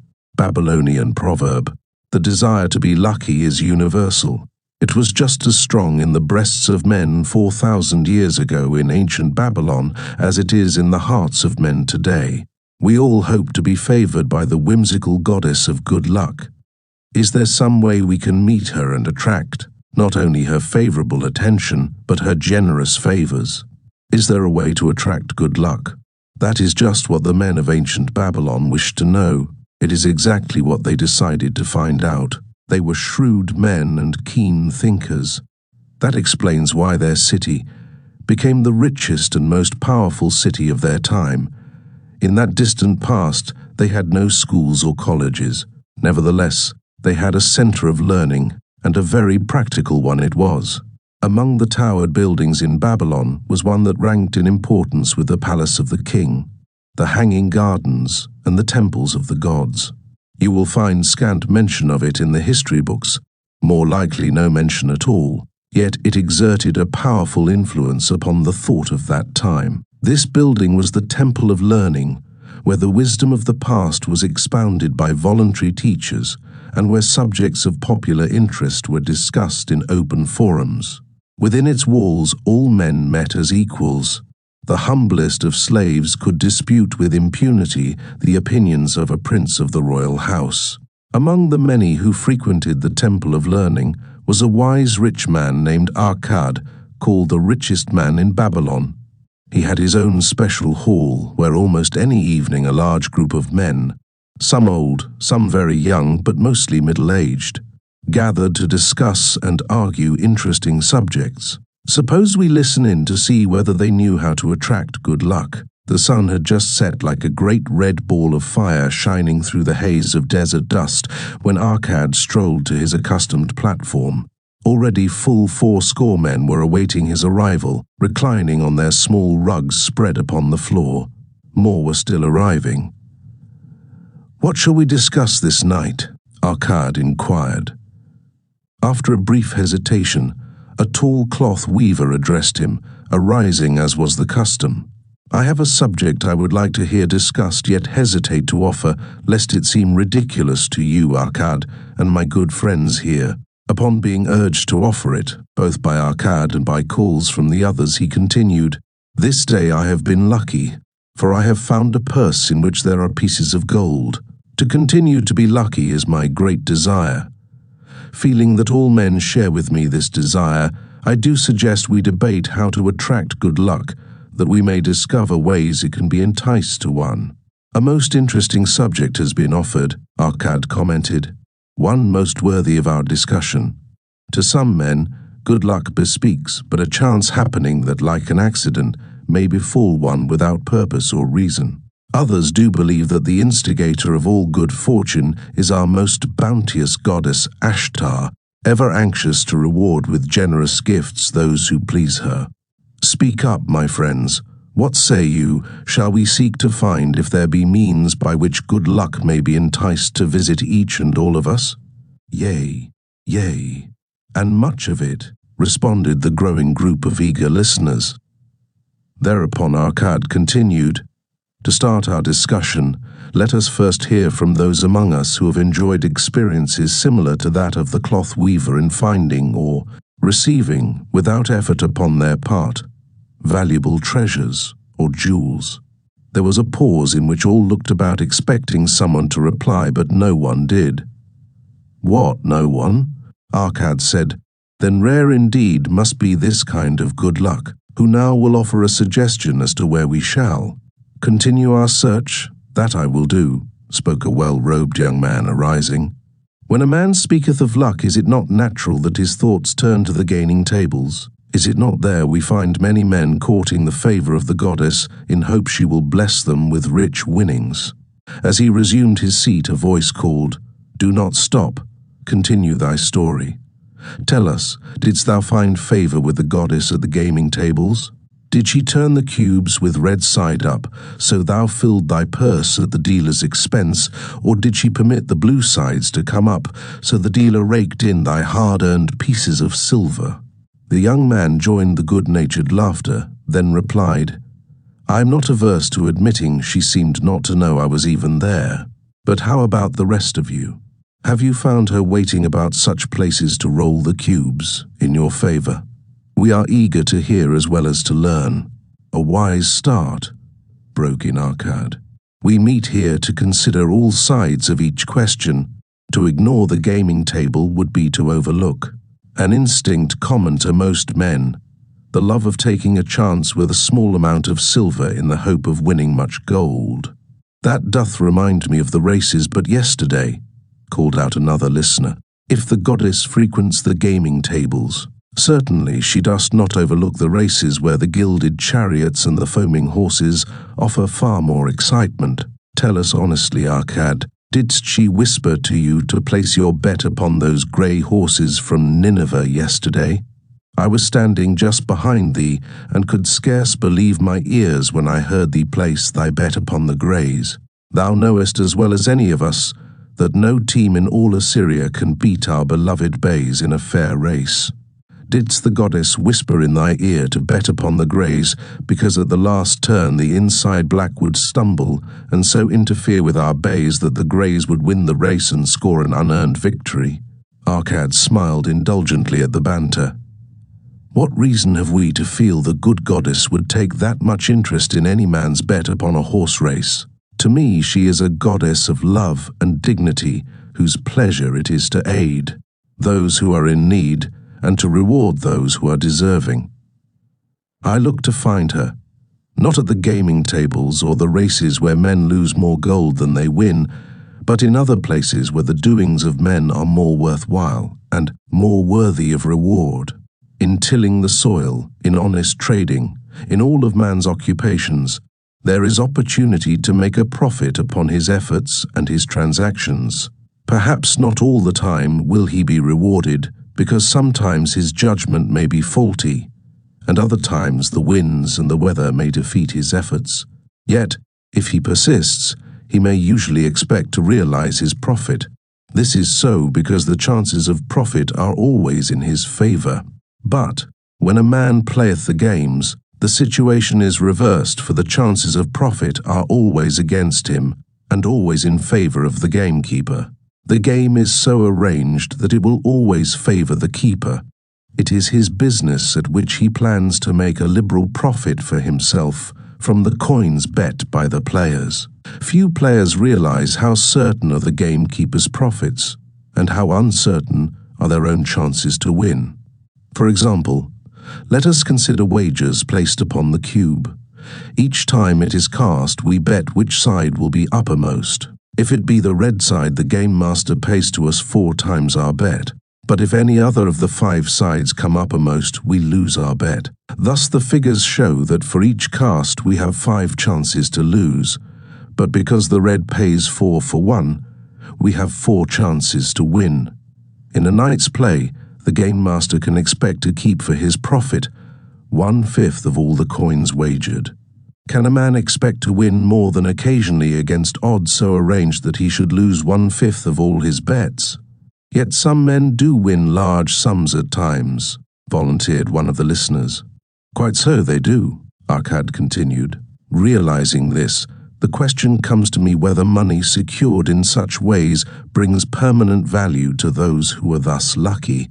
Among my acquaintances are many of the successful men of Babylon, yet among them I am unable to name a single one who started his success from such a source.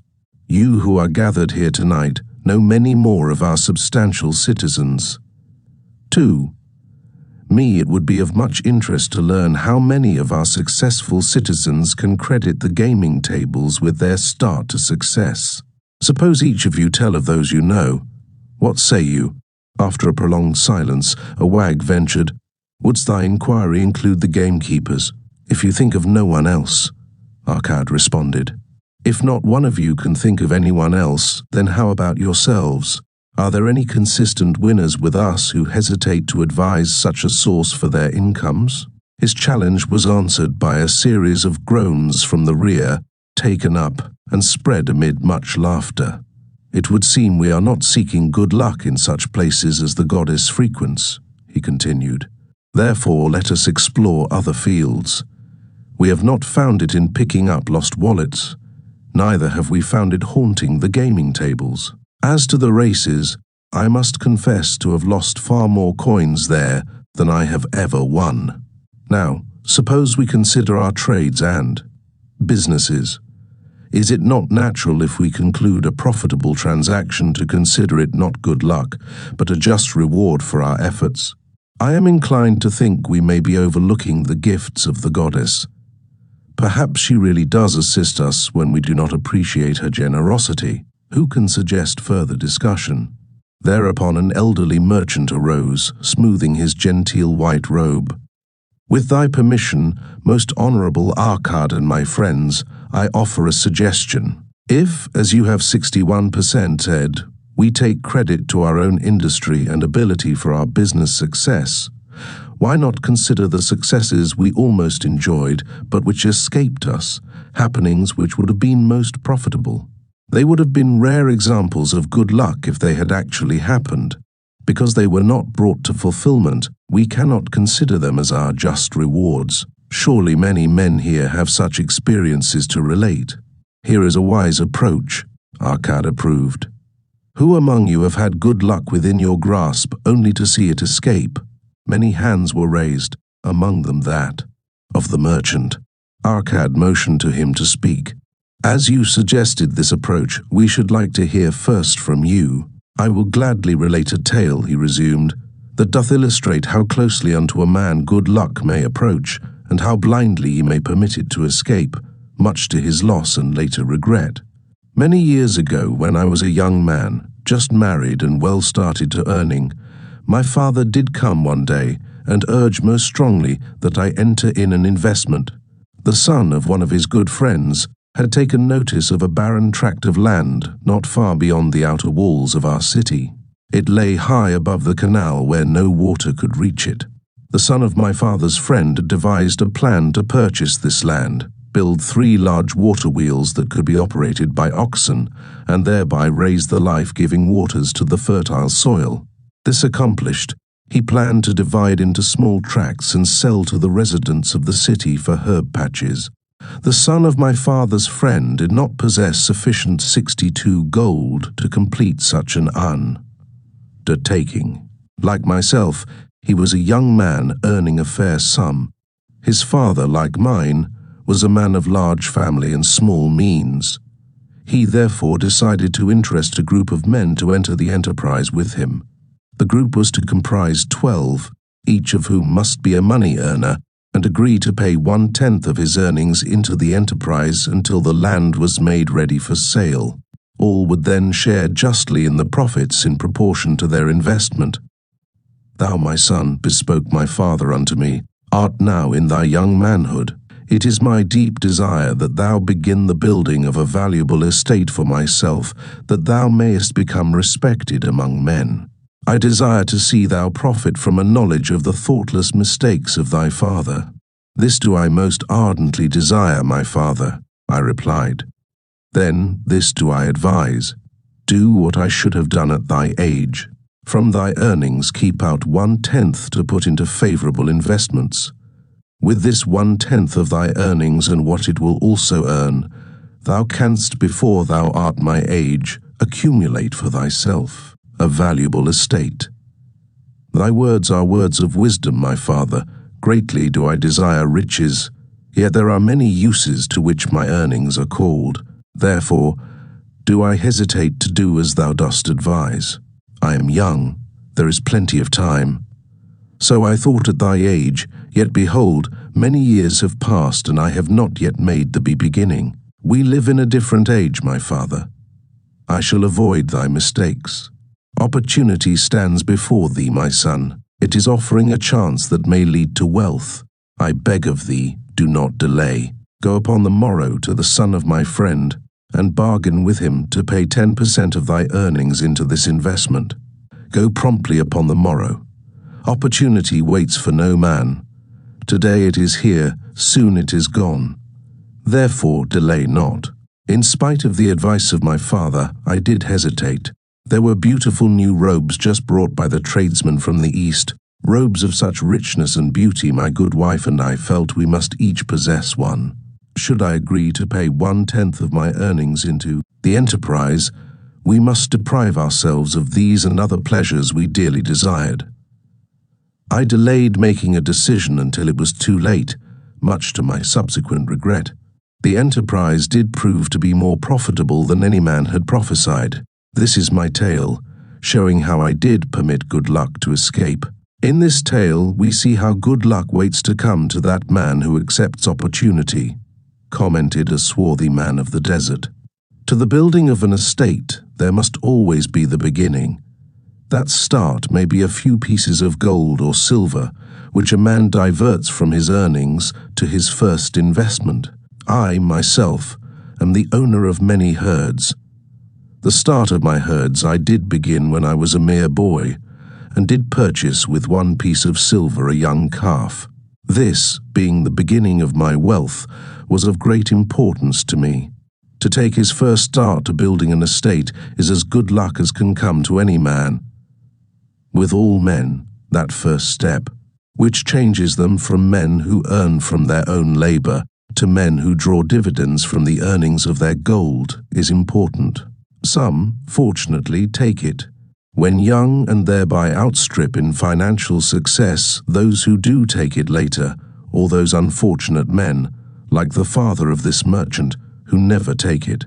Had our friend, the merchant, taken this step in his early manhood, when this opportunity came to him, this day he would be blessed with much more of this world's goods. Should the good luck of our friend, the cloth weaver, cause him to take such a step at this time, It will indeed be but the beginning of much greater good fortune. Thank you.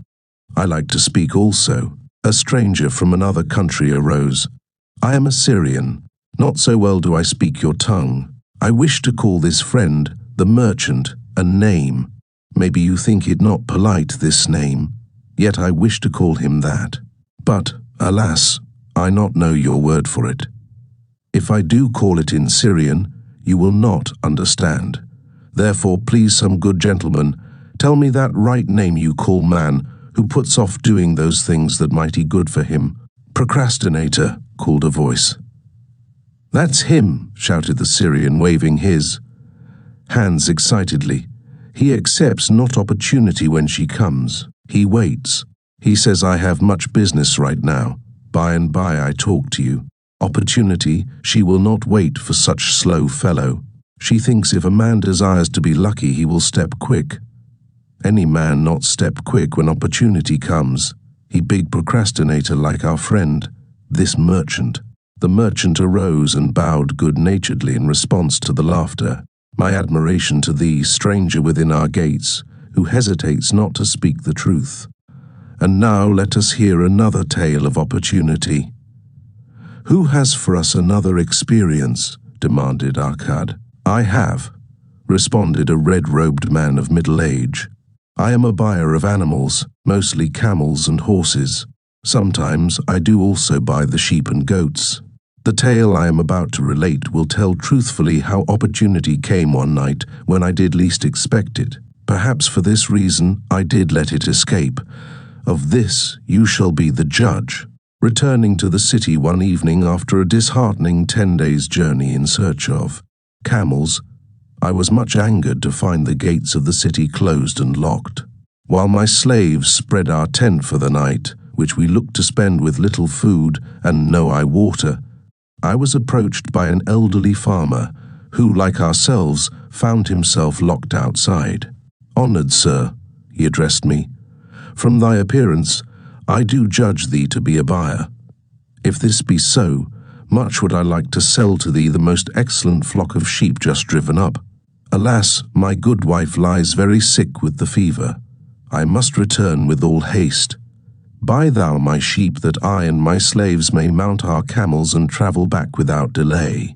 So dark it was that I could not see his flock, but from the bleating I did know it must be large. Having wasted 10 days searching for camels I could not find, I was glad to bargain with him. In his anxiety, he did set a most reasonable price. I accepted, well knowing my slaves could drive the flock through the city gates in the morning and sell at a substantial profit. The bargain concluded, I called my slaves to bring torches that we might count the flock, which the farmer declared to contain 900. I shall not burden you, my friends, with a description of our difficulty in attempting to count so many thirsty, restless, milling sheep. It proved to be an impossible task. Therefore, I bluntly informed the farmer I would count them at daylight and pay him then. Please, most honorable sir, he pleaded, pay me but 2/3 of the price tonight that I may be on my way. I will leave my most intelligent and educated slave to assist to make the count in the morning. He is trustworthy, and to him thou canst pay the balance. But I was stubborn and refused to make payment that night. Next morning, before I awoke, the city gates opened, and 4 buyers rushed out in search of flocks. They were most eager and willing to pay high prices because the city was threatened with siege and food was not plentiful.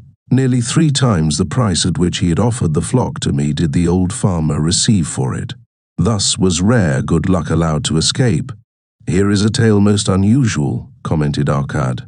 What wisdom doth it suggest? The wisdom of making a payment immediately when we are convinced our bargain is wise, suggested a venerable saddle-maker. If the bargain be good, then dost thou need protection against thy own weaknesses as much as against any other man. We mortals are changeable. Alas, I must say more apt to change our minds when right than wrong. Wrong, we are stubborn indeed. Right, we are prone to vacillate and let opportunity escape. My first judgment is my best. Yet always have I found it difficult to compel myself to proceed with a good bargain when made. Therefore, as a protection against my own weaknesses, I do make a prompt deposit thereon.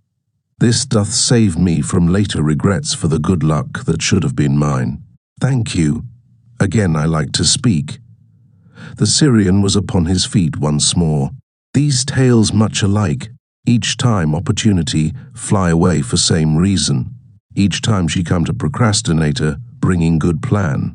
Each time they hesitate, not say, right now, best time, I do it quick. How can men succeed that way? Wise are thy words, my friend, responded the buyer. Good luck fled from procrastination in both these tales, unusual. The spirit of procrastination is within all men. We desire riches, yet how often, when opportunity doth appear before us, that spirit of procrastination from within doth urge various delays in our acceptance.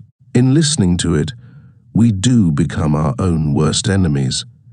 In my younger days, I did not know it by this long word our friend from Syria doth enjoy. I did think at first it was my own poor judgment that did cause me loss of many profitable trades. Later, I did credit it to my stubborn disposition.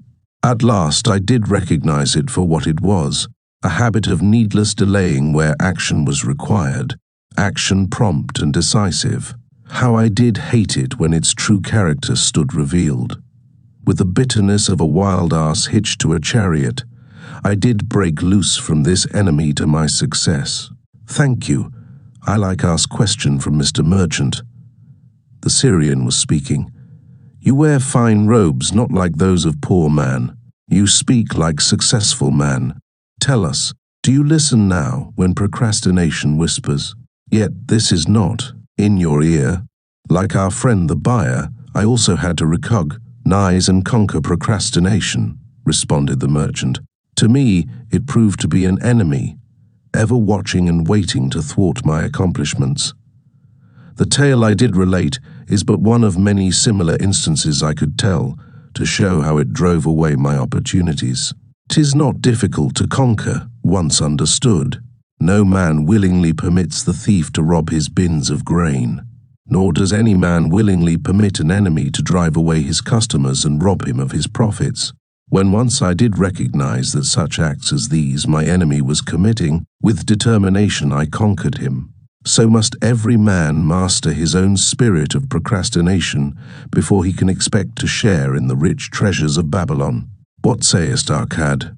Because thou art the richest man in Babylon, many do proclaim thee to be the luckiest. Dost agree with me that no man can arrive at a full measure of success until he hath completely crushed the spirit of procrastination within him? It is even as thou sayest, Arcad admitted.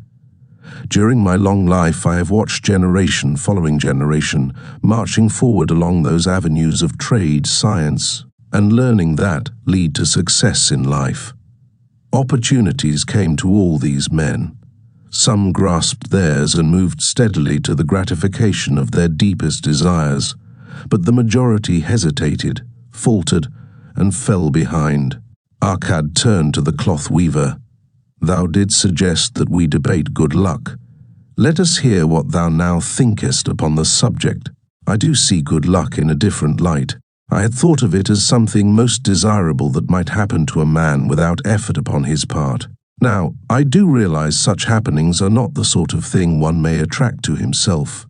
From our discussion have I learned that to attract good luck to oneself, it is necessary to take advantage of opportunities. Therefore, in the future, I shall endeavor to make the best of such opportunities as do come to me. Thou hast well grasped the truths brought forth in our discussion, Arcad replied. Good luck, we do find, often follows opportunity but seldom comes otherwise. Our merchant friend would have found great good luck had he accepted the opportunity the good goddess did present to him. Our friend the buyer, likewise, would have enjoyed good luck had he completed the purchase of the flock and sold at such a handsome profit. We did pursue this discussion to find a means by which good luck could be enticed to us. I feel that we have found the way. Both the tales did illustrate how good luck follows opportunity. Herein lies a truth that many similar tales of good luck, won or lost, could not change. The truth is this: good luck can be enticed by accepting opportunity. Those eager to grasp opportunities for their betterment do attract the interest of the good goddess. She is ever anxious to aid those who please her. Men of action please her best. Action will lead thee forward to the successes thou dost desire. Men of action are favored by the goddess of good luck. The 5 laws of gold. A bag heavy with gold, or a clay tablet carved with words of wisdom.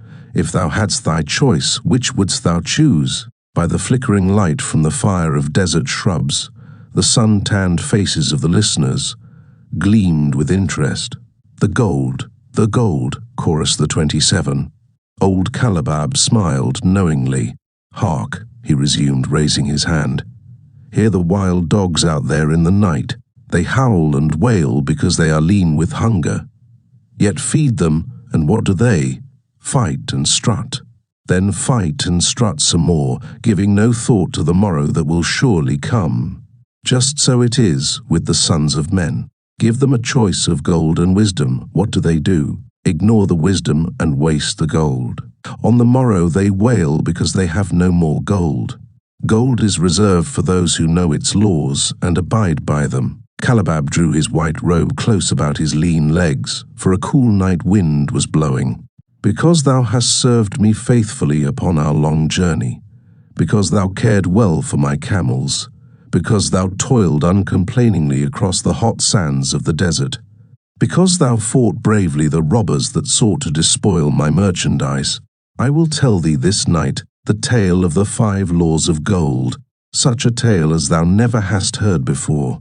Hark ye, with deep attention to the words I speak, for if you grasp their meaning and heed them, in the days that come thou shalt have much gold. He paused impressively. Above, in a canopy of blue, the stars shone brightly in the crystal-clear skies of Babylonia.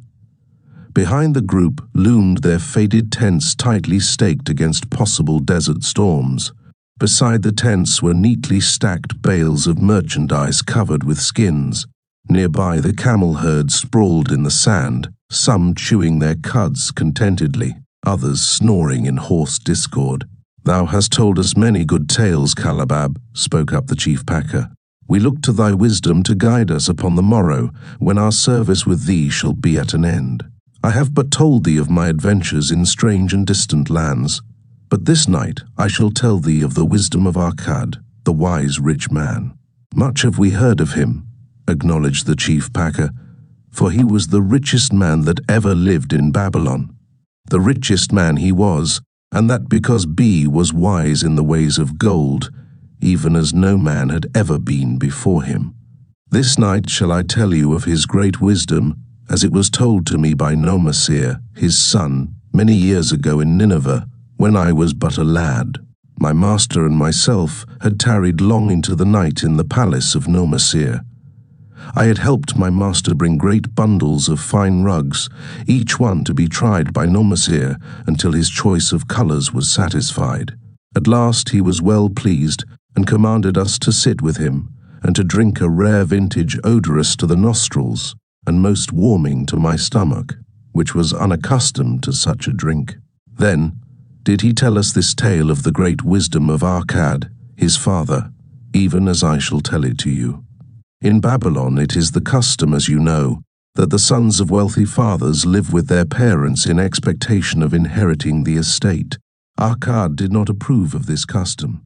Therefore, when Nomasir reached man's estate, he sent for the young man and addressed him. My son, it is my desire that thou succeed to my estate. Thou must, however, first prove that thou art capable of wisely handling it. Therefore, I wish that thou go out into the world and show thy ability both to acquire gold and to make thyself respected among men. To start thee well, I will give thee 2 things of which I, myself, was denied when I started as a poor youth to build up a fortune. First, I give thee this bag of gold. If thou use it wisely, It will be the basis of thy future success. Second, I give thee this clay tablet upon which is carved the 5 laws of gold. If thou dost but interpret them in thy own acts, they shall bring thee competence and security. 10 years from this day come thou back to the house of thy father, and give account of thyself. If thou prove worthy, I will then make thee the heir to my estate. Otherwise, I will give it to the priests, that they may barter for my soul the land consideration of the gods.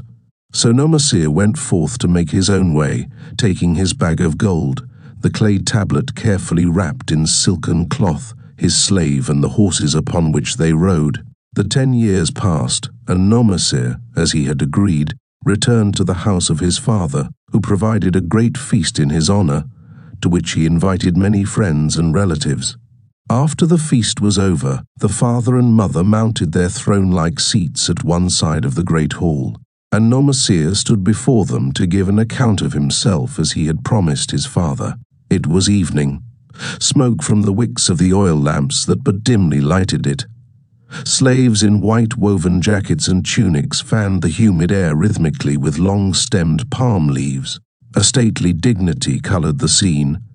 The wife of Nomasir and his 2 young sons, with friends and other members of the family, sat upon rugs behind him, eager listeners. "My father," he began deferentially, "I bow before thy wisdom.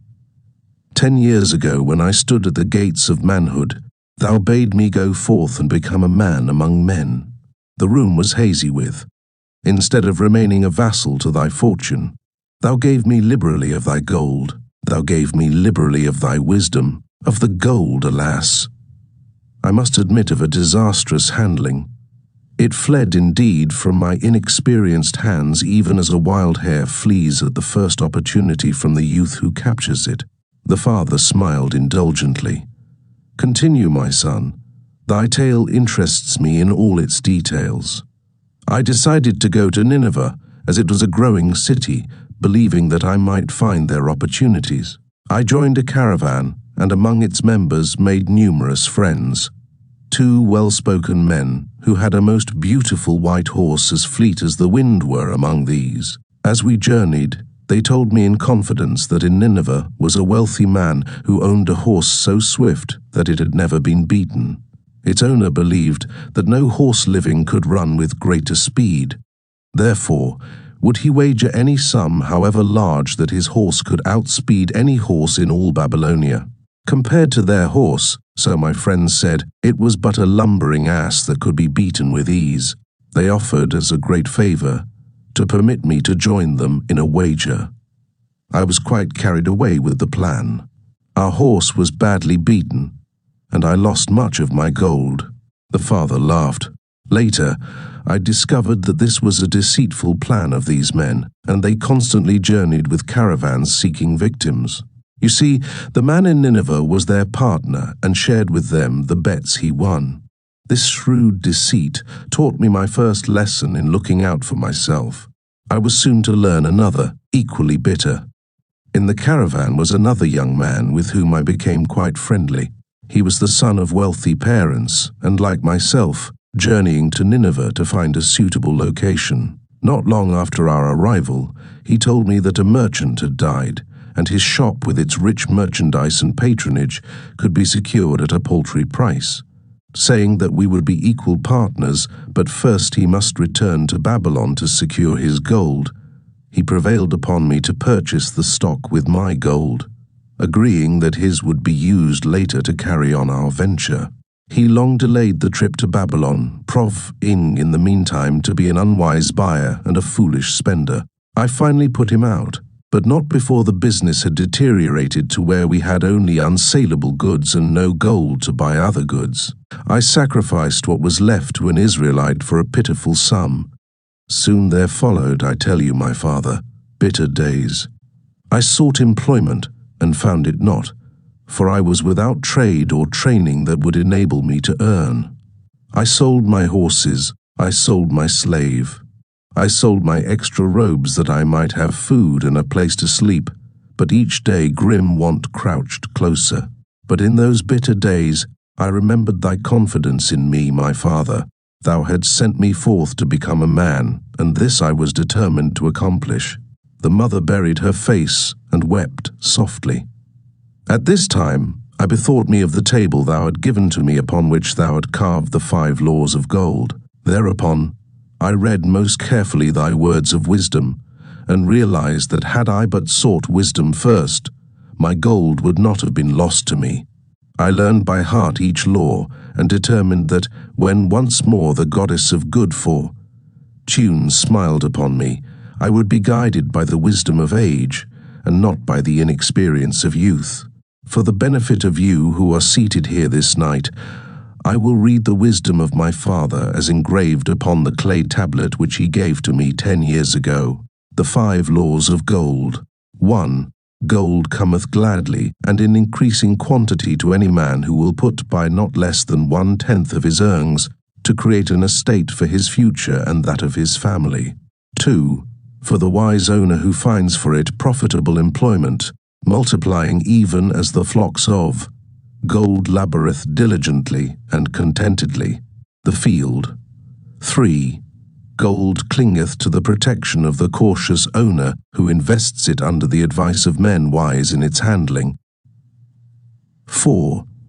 Gold slippeth away from the man who invests it in businesses or purposes with which he is not familiar, or which are not approved by those skilled in its keep, to impossible earnings, or who followeth the alluring advice of tricksters and schemers, or who trusts it to his own inexperience and romantic desires in investment. These are the 5 laws of gold, as written by my father. I do proclaim them as of greater value than gold itself, as I will show by the continuance of my tale. He again faced his father. I have told thee of the depth of poverty and despair to which my inexperience brought me. However, there is no chain of disasters that will not come to an end. Mine came when I secured employment, managing a crew of slaves working upon the new outer wall of the city. Profiting from my knowledge of the first law of gold, I saved a copper from my first earnings, adding to it at every opportunity until I had a piece of silver. It was a slow procedure, for one must live. I did spend grudgingly, I admit, because I was determined to earn back before the 10 years were over as much gold as you, my father, had given to me. One day the slave master, with whom I had become quite friendly, said to me, "Thou art a thrifty youth who spends not wantonly what he earns. Hast thou gold put by that is not earning?" "Yes," I replied. "It is my greatest desire to accumulate gold to replace that which my father gave to me and which I have lost. 'Tis a worthy ambition, I will grant. And do you know that the gold which you have saved can work for you and earn much more gold? Alas, my experience has been bitter, for my father's gold has fled from me, and I am in much fear lest my own do the same. If thou hast confidence in me, I will give thee a lesson in the profitable handling of gold," he replied. "Within a year, the outer wall will be complete and ready for the great gates of bronze that will be built at each entrance to protect the city from the king's enemies. In all Nineveh, there is not enough metal to make these gates, and the king has not thought to provide it. Here is my plan. A group of us will pool our gold and send a caravan to the mines of copper and tin, which are distant, and bring to Nineveh the metal for the gates. When the king says, 'Make the great gates,' we alone can supply the metal, and a rich price he will pay. If the king will not buy from us, we will yet have the metal which can be sold for a fair price." In his offer I recognized an opportunity to abide by the 3rd law and invest my savings under the guidance of wise men. Nor was I disappointed. Our pool was a success, and my small store of gold was greatly increased by the transaction. In due time, I was accepted as a member of this same group in other ventures. They were men wise in the profitable handling of gold. They talked over each plan presented with great care before entering upon it. They would take no chance on losing their principal or tying it up in unprofitable investments from which their gold could not be recovered. Such foolish things as the horse race and the partnership into which I had entered with my inexperience would have had scant consideration with them. They would have immediately pointed out their weaknesses. Through my association with these men, I learned to safely invest gold to bring profitable returns. As the years went on, my treasure increased more and more rapidly. I not only made back as much as I lost, but much more. Through my misfortunes, my trials, and my success, I have tested time and again the wisdom of the 5 laws of gold, my father, and have proven them true in every test. To him who is without knowledge of the 5 laws, gold comes not often, and goeth away quickly. But to him who abide by the 5 laws, gold comes and works as his dutiful slave. Nomasir ceased speaking and motioned to a slave in the back of the room. The slave brought forward, one at a time, 3 heavy leather bags. One of these Nomasir took and placed upon the floor before his father, addressing him again. Thou didst give to me a bag of gold, Babylon gold. Behold, in its place I do return to thee a bag of Nineveh gold of equal weight, an equal exchange, as all will agree. Thou didst give to me a clay tablet inscribed with wisdom. Behold, in its stead I do return 2 bags of gold. So saying, he took from the slave the other 2 bags, and likewise placed them upon the floor before his father. This I do to prove to thee, my father, of how much greater value I consider thy wisdom than thy gold.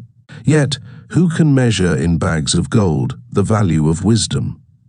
Without wisdom, gold is quickly lost by those who have it, but with wisdom, gold can be secured by those who have it not, as these 3 bags of gold do prove.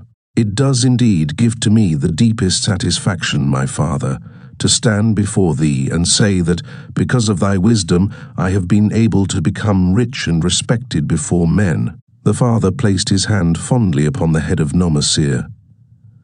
Thou hast learned well thy lessons, and I am indeed fortunate to have a son to whom I may entrust my wealth. Calabab ceased his tale and looked critically at his listeners. What means this to thee, this tale of Nomasir? He continued. Who amongst thee can go to thy father or to the father of thy wife and give an account of wise handling of his earnings? What would these venerable men think were you to say, I have travelled much and learned much and laboured much and earned much, yet alas of gold I have little.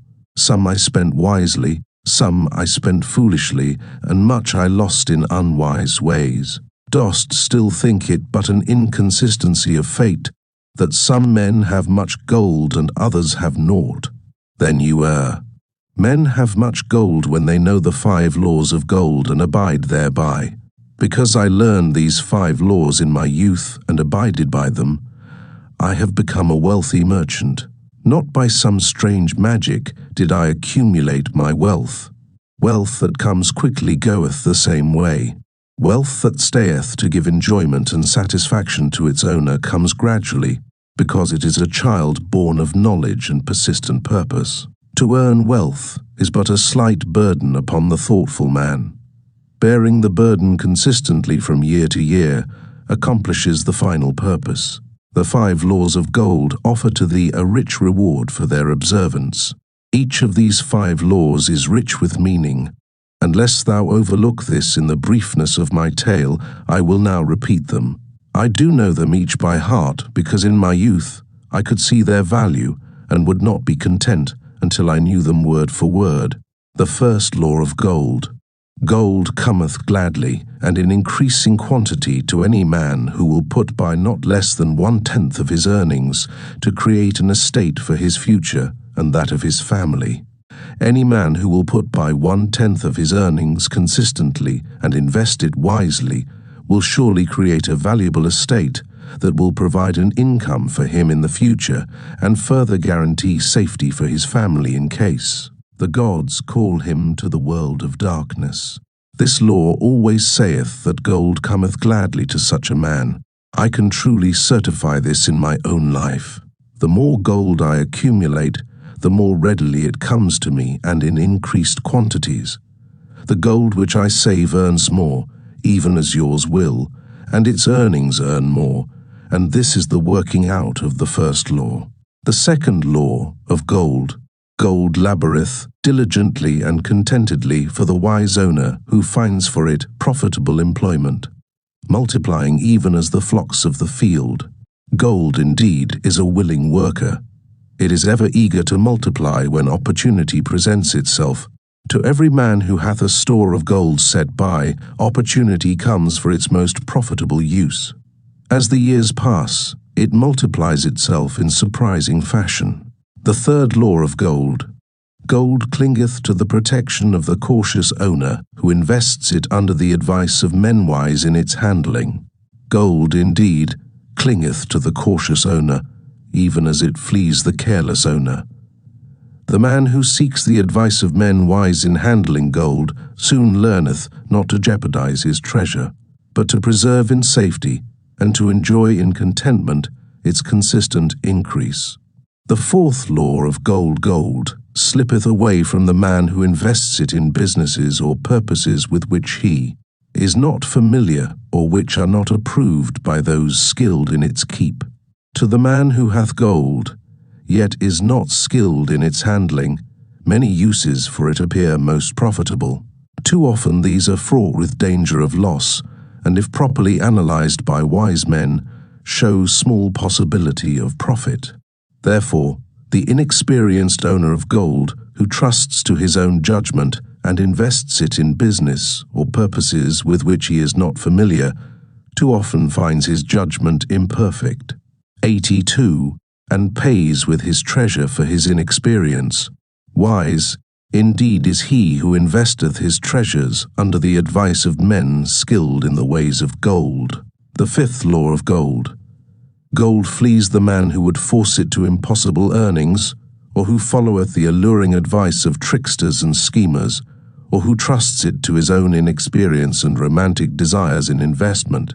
Fanciful propositions that thrill like adventure tales always come to the new owner of gold. These appear to endow his treasure with magic powers that will enable it to make impossible earnings. Yet heed ye the wise men, for verily they know the risks that lurk behind every plan to make great wealth suddenly. Forget not the rich men of Nineveh, who would take no chance of losing their principal or tying it up in unprofitable investments. This ends my tale of the 5 laws of gold. In telling it to thee, I have told the secrets of my own success. Yet they are not secrets, but truths which every man must first learn and then follow who wishes to step out of the multitude that, like you wild dogs, must worry each day for food to eat. Tomorrow we enter Babylon. Look, see the fire that burns eternal above the temple of Bel. We are already in sight of the golden city. Tomorrow each of thee shall have gold, the gold thou hast so well earned by thy faithful services. 10 years from this night, what can you tell about this 83 gold? If there be men among you who, like Nomasir, will use a portion of their gold to start for themselves an estate and be, thenceforth wisely guided by the wisdom of Akkad, 10 years from now, 'tis a safe wager. Like the son of Akkad, they will be rich and respected among men. Our wise acts accompany us through life to please us and to help us, just as surely our unwise acts follow us to plague and torment us. Alas, they cannot be forgotten. In the front rank of the torments that do follow us are the memories of the things we should have done, of the opportunities which came to us and we took not. Rich are the treasures of Babylon. So rich no man can count their value in pieces of gold. Each year they grow richer and more valuable.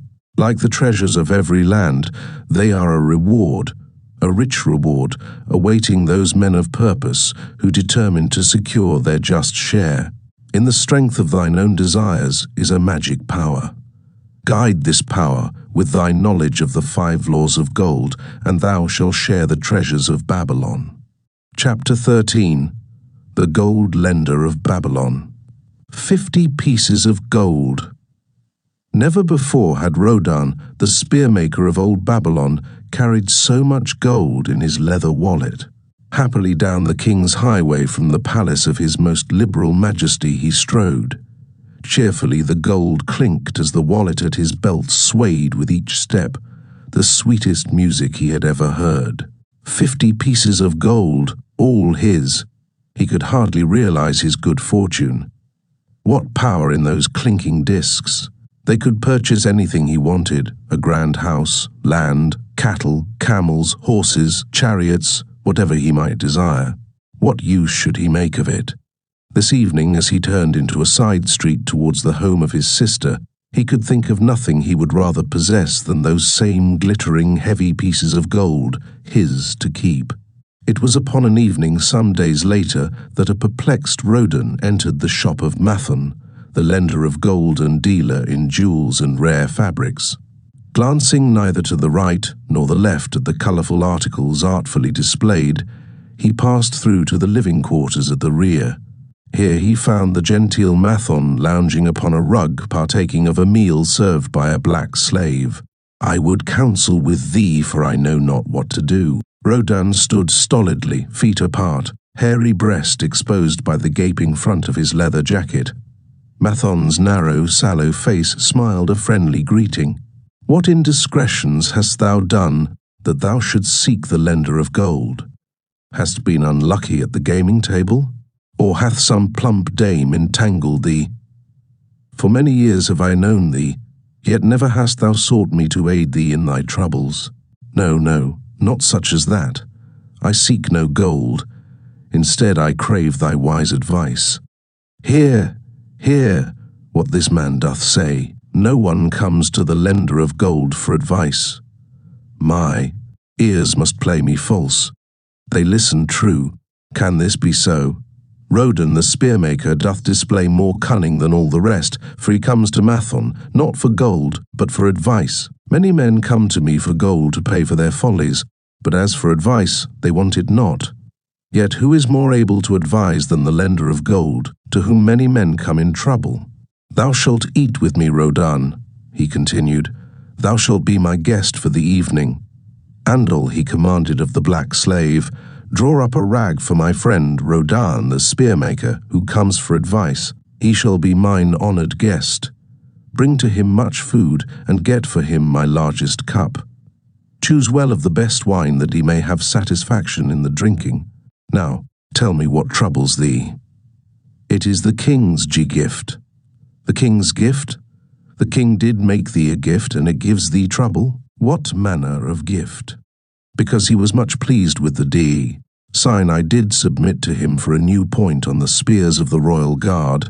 He did present me with 50 pieces of gold, and now I am much perplexed. I am beseeched each hour. The sun doth travel across the sky by those who would share it with me.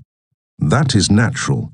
More men want gold than have it, and would wish one who comes by it easily to divide. But can you not say no? Is thy will not as strong as thy fist?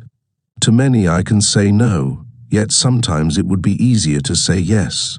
Can one refuse to share with one's sister to whom he is deeply devoted? Surely thy own sister would not wish to deprive thee of enjoying thy reward.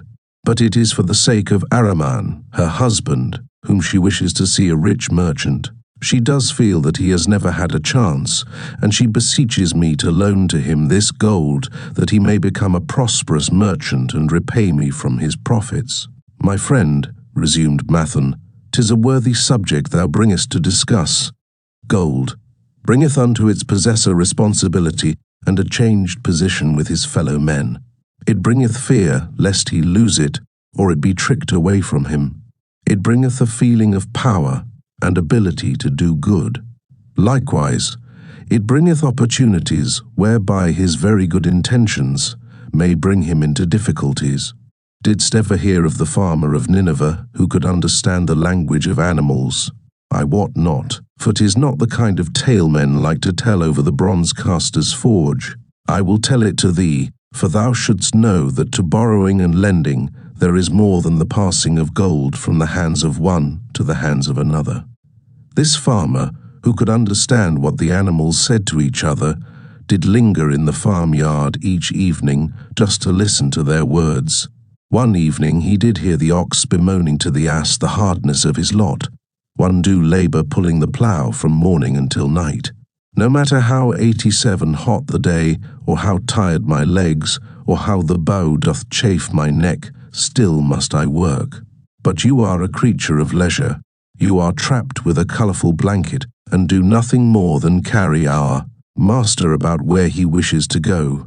When he goes nowhere, you do rest and eat the green grass all the day. Now the ass, in spite of his vicious heels, was a goodly fellow and sympathized with the ox. My good friend, he replied, you do work very hard, and I would help ease your lot. Therefore will I tell you how you may have a day of rest. In the morning, when the slave comes to fetch you to the plough, lie upon the ground, and bellow much, that he may say you are sick and cannot work. So the ox took the advice of the ass, and the next morning the slave returned to the farmer, and told him the ox was sick, and could not pull the plough. Then, said the farmer, hitch the ass to the plough, for the ploughing must go on. All that day the ass, who had only intended to help his friend, found himself compelled to do the ox's task. When night came, and he was released from the plough, his heart was bitter, and his legs were weary, and his neck was sore where the bow had chafed it. The farmer lingered in the barnyard to listen. The ox began first. You are my good friend. Because of your wise advice, I have enjoyed a day of rest. And I, retorted the ass, am like many another simple-hearted one, who starts to help a friend and ends up by doing his task for him. Hereafter you draw your own plough, for I did hear the master tell the slave to send for the butcher were you sick again. I wish he would, for you are a lazy fellow. Thereafter they spoke to each other no more. This ended their friendship. Canst thou tell the moral to this tale, Rodan? 'Tis a good tale, responded Rodan, but I see not the moral. I thought not that you would. But it is there, and simple too.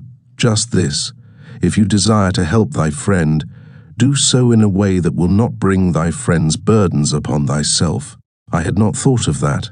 It is a wise moral. I wish not to assume the burdens of my sister's husband, but tell me. You lend to many. Do not the borrowers repay? Mathon smiled the smile of one whose soul is rich with much experience.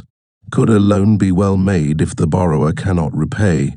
Must not the lender be wise, and judge carefully whether his gold can perform a useful purpose to the borrower and return to him once more, or whether it will be wasted by one unable to use it wisely and leave him without his treasure, and leave the borrower with a debt he cannot repay? I will show to thee the tokens in my token chest, and let them tell thee some of their stories. Into the room he brought a chest as long as his arm, covered with red pigskin and ornamented with bronze designs. He placed it upon the floor and squatted before it, both hands upon the lid. From each person to whom I lend, I do exact a token for my token chest, to remain there until the loan is repaid.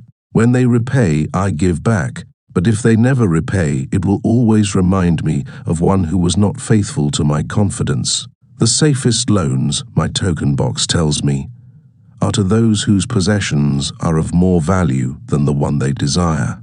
They own lands, or jewels, or camels, or other things which could be sold to repay the loan. Some of the two. Kens given to me are jewels of more value than the loan. Others are promises that if the loan be not repaid as agreed, they will deliver to me certain property settlement. On loans like those I am assured that my gold will be returned with the rental thereon, for the loan is based on property. In another class are those who have the capacity to earn. They are such as you, who labor or serve and are paid. They have income, and if they are honest and suffer no misfortune, I know that they also can repay the gold I loan them and the rental to which I am entitled. Such loans are based on human effort. Others are those who have neither property nor assured earning capacity. Life is hard, and there will always be some who cannot adjust themselves to it. Alas for the loans I make them, even though they be no larger than a pence. My token box may censure me in the years to come unless they be guaranteed by good friends of the borrower, who know him honorable." Mathon released the clasp and opened the lid. Rodan leaned forward eagerly. At the top of the chest, a bronze neckpiece lay upon a scarlet cloth. Mathon picked up the piece and patted it affectionately. "This shall always remain in my token chest, because the owner has passed on into the great darkness. I treasure it, his token, and I treasure his memory, for he was my good friend."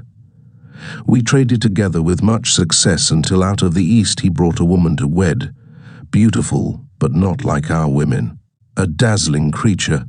He spent his gold lavishly to gratify her desires. He came to me in 90 distress when his gold was gone. I counseled with him. I told him I would help him to once more master his own affairs. He swore by the sign of the great bull that he would, but it was not to be. In a quarrel she thrust a knife into the heart he dared her to pierce. "And she?" questioned Rodan. "Yes, of course, this was hers." He picked up the scarlet cloth. In bitter remorse she threw herself into the Euphrates. "These 2 loans will never be repaid." The chest tells you, Rodan, that humans in the throes of great emotions are not safe risks for the gold lender. Here, now this is different. He reached for a ring carved of ox bone. "This belongs to a farmer. I buy the rugs of his women. The locusts came and they had not food. I helped him, and when the new crop came, he repaid me. Later he came again, and told of strange goats in a distant land as described by a traveler. They had long hair so fine and soft it would weave into rugs more beautiful than any ever seen in Babylon. He wanted a herd, but he had no money, so I did lend him gold to make the journey and bring back goats. Now his herd is begun, and next year I shall surprise the lords of Babylon with the most expensive rugs it has been their good fortune to buy. Soon I must return his ring. He doth insist on repaying promptly." "Some borrowers do that?" queried Rodan. "If they borrow for purposes that bring money back to them, I find it so. But if they borrow because of their indiscretions, I warn thee to be cautious if thou wouldst ever have thy gold back in hand again." "Tell me about this," requested Rodan, picking up a heavy gold bracelet inset with jewels in rare designs. "The women do appeal to my good friend," bantered Mathon. "I am still much younger than you," retorted Rodan. "I grant that, but this time thou doth suspicion romance where it is not. The owner of this is fat and wrinkled, and doth talk so much and say so little she drives me mad. Once they had much money and were good customers, but ill times came upon them. She has a son of whom she would make a merchant, so she came to me and borrowed gold that he might become a partner of a caravan owner who travels with his camels, bartering in one city what he buys in another. This man proved a rascal, for he left the poor boy in a distant city without money and without friends, pulling out early while the youth slept. Perhaps when this youth has grown to manhood, he will repay. Until then I get no rental for the loan, only much talk. But I do admit the jewels are worthy of the loan. Did this lady ask thy advice as to the wisdom of the loan?" "Quite otherwise. She had pictured to herself this son of hers as a wealthy and powerful man of Babylon. To suggest the contrary was to infuriate her, a fair rebuke I had. I knew the risk for this inexperienced boy, but as she offered security I could not refuse her. This," continued Mathon, waving a bit of pack rope tied into a knot, "belongs to Nebator, the camel trader. When he would buy a herd larger than his funds, he brings to me this knot, and I lend to him according to his needs. He is a wise trader. I have confidence in his good judgment and can lend him freely. Many other merchants of Babylon have my confidence because of their honorable behavior. Their 92 tokens come and go frequently in my token box. Good merchants are an asset to our city, and it profits me to aid them to keep trade moving that Babylon be prosperous." Mathon picked out a beetle carved in turquoise and tossed it contemptuously on the floor. "A bug from Egypt. The lad who owns this does not care whether I ever receive back my gold. When I reproach him, he replies, "How can I repay when ill fate pursues me? You have plenty more. What can I do? The token is." His father's, a worthy man of small means who did pledge his land and herd to back his son's enterprises. The youth found success at first, and then was overzealous to gain great wealth. His knowledge was immature. His enterprises collapsed. Youth is ambitious. Youth would take shortcuts to wealth and the desirable things for which it stands. To secure wealth quickly, youth often borrows unwisely. Youth, never having had experience, cannot realize that hopeless debt is like a deep pit into which one may descend quickly and where one may struggle vainly for many days. It is a pit of sorrow and regrets where the brightness of the sun is overcast and night is made unhappy by restless sleeping. Yet, I do not discourage borrowing gold. I encourage it. I recommend it if it be for a wise purpose. I myself made my first real success as a merchant with borrowed gold. Yet, what should the lender do in such a case? The youth is in despair and accomplishes nothing. He is discouraged. He makes no effort to repay. My heart turns against depriving the father of his land and cattle. You tell me much that I am interested to. Here, ventured Rodin, but I hear no answer to my question. Should I lend my 50 pieces of gold to my sister's husband? They mean much to me. Thy sister is a sterling woman whom I do much esteem. Should her husband come to me and ask to borrow 50 pieces of gold, I should ask him for what purpose he would use it. If he answered that he desired to become a merchant like myself and deal in jewels and rich furnishings, I would say, "What knowledge have you of the ways of trade? Do you know where you can buy at lowest cost? Do you know where you can sell at a fair price?" Could he say yes to these questions? No, he could not, Rodin admitted. He has helped me much in making spears, and he has helped some in the shops. Then, would I say to him that his purpose was not wise? Merchants must learn their trade. His ambition, though worthy, is not practical, and I would not lend him any gold. But supposing he could say, "Yes, I have helped merchants much. I know how to travel to Smyrna and to buy at low cost the rugs the housewives weave. I also know many of the rich people of Babylon to whom I can sell these at a large profit." Then I would say, "Your purpose is wise and your ambition honorable. I shall be glad to lend you the 50 pieces of gold if you can give me security that they will be returned." But would he say, "One have no security other than that I am an honored man and will pay you well for the loan?" Then would I reply, "I treasure much each piece of gold. Were the robbers to take it from you as you journeyed to Smyrna or take the rugs from you as you returned, then you would have no means of repaying me and my gold would be gone." Gold, you see, Rodin, is the merchandise of the lender of money. It is easy to lend. If it is lent unwisely, then it is 94% difficult to get back. The wise lender wishes not the risk of the undertaking, but the guarantee of safe repayment. "'Tis well," he continued, "to assist those that are in trouble. 'Tis well to help those upon whom fate has laid a heavy hand. 'Tis well to help those who are starting, that they may progress and become valuable citizens. But help must be given wisely, lest, like the farmer's ass, in our desire to help we but take upon ourselves the burden that belongs to another." Again I wandered from thy question, Rodin, but hear my answer. Keep thy 50 pieces of gold. What thy labor earns for thee, and what is given thee for reward, is thine own, and no man can put an obligation upon thee to part with it, unless it do be thy wish. If thee wouldst lend it so that it may earn thee more gold, then lend with caution and in many places. I like not idle gold.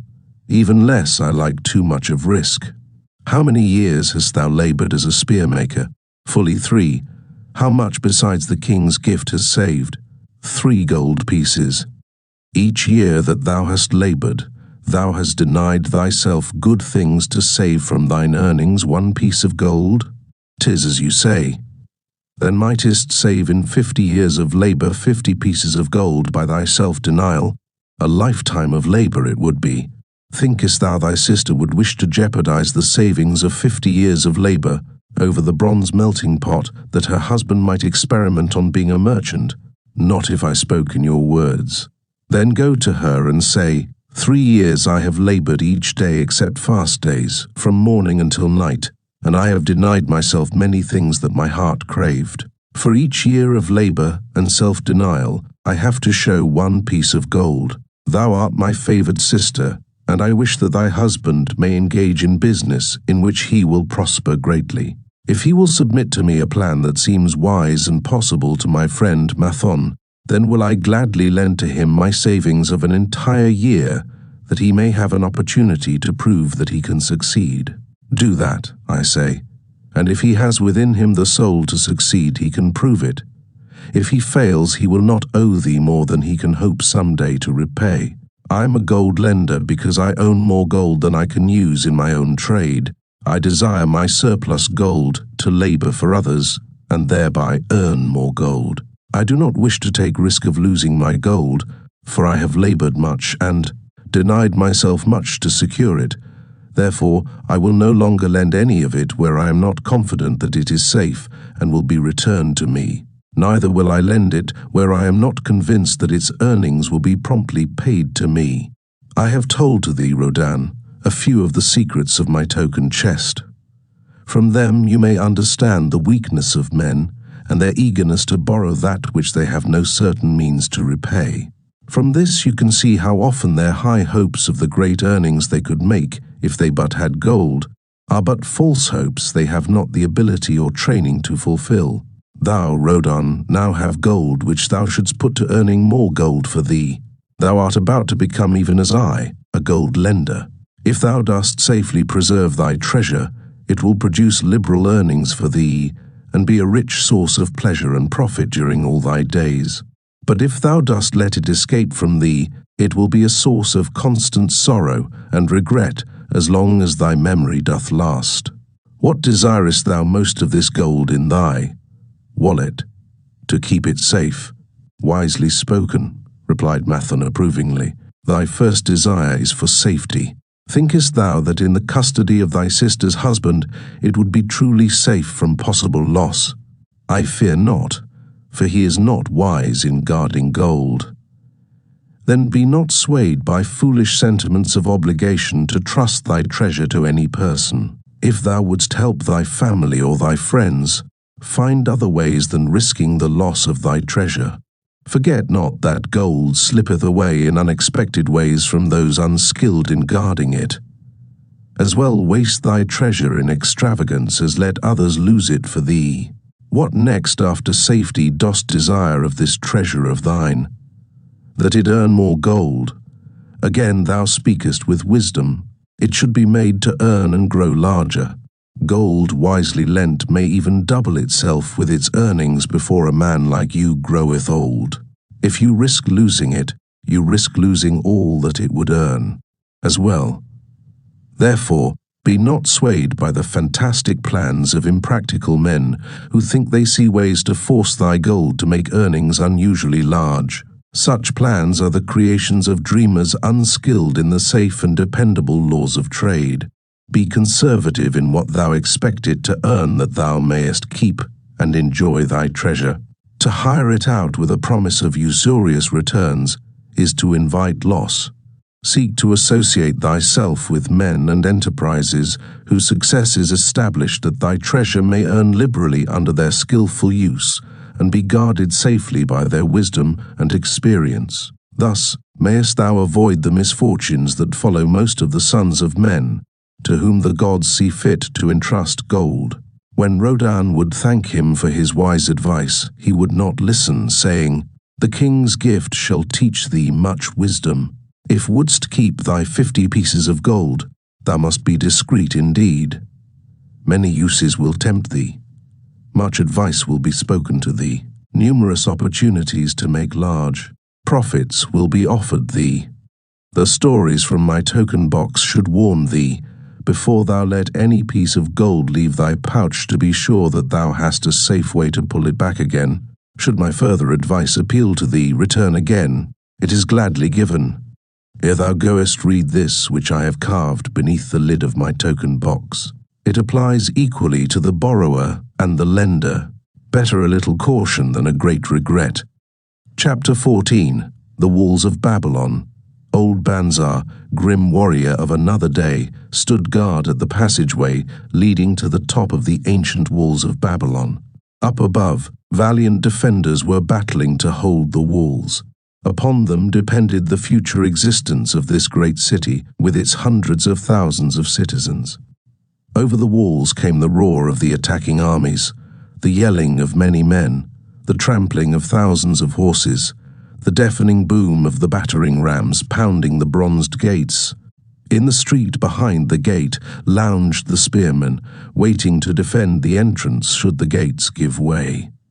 They were but few for the task. The main armies of Babylon were with their king, far away in the east on the great expedition against the Elamites. No, attack upon the city having been anticipated during their absence, the defending forces were small. Unexpectedly from the north bore down the mighty armies of the Assyrians, and now the walls must hold or Babylon was doomed. About Banzar were great crowds of citizens, white-faced and terrified, eagerly seeking news of the battle. With hushed awe, they viewed the stream of wounded and dead being carried or led out of the passageway. Here was the crucial point of attack. After 3 days of circling about the city, the enemy had suddenly thrown his great strength against this section and this gate. The defenders from the top of the wall fought off the climbing platforms and the scaling ladders of the attackers with arrows, burning oil, and if any reached the top, spears. Against the defenders, thousands of the enemy's archers poured a deadly barrage of arrows. Old Banzar had the vantage point for news. He was closest to the conflict and first to hear of each fresh repulse of the frenzied attackers. An elderly merchant crowded close to him, his palsied hands quivering. Tell me, he pleaded. They cannot get in. My sons are with the good king. There is no one to protect my old wife. My goods they will steal all. My food they will leave nothing. We are old. Too old to defend ourselves, too old for slaves.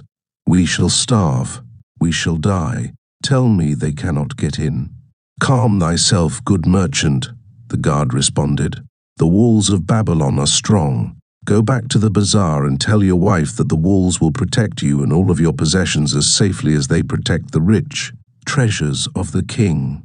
Keep close to the walls, lest the arrows flying over strike you.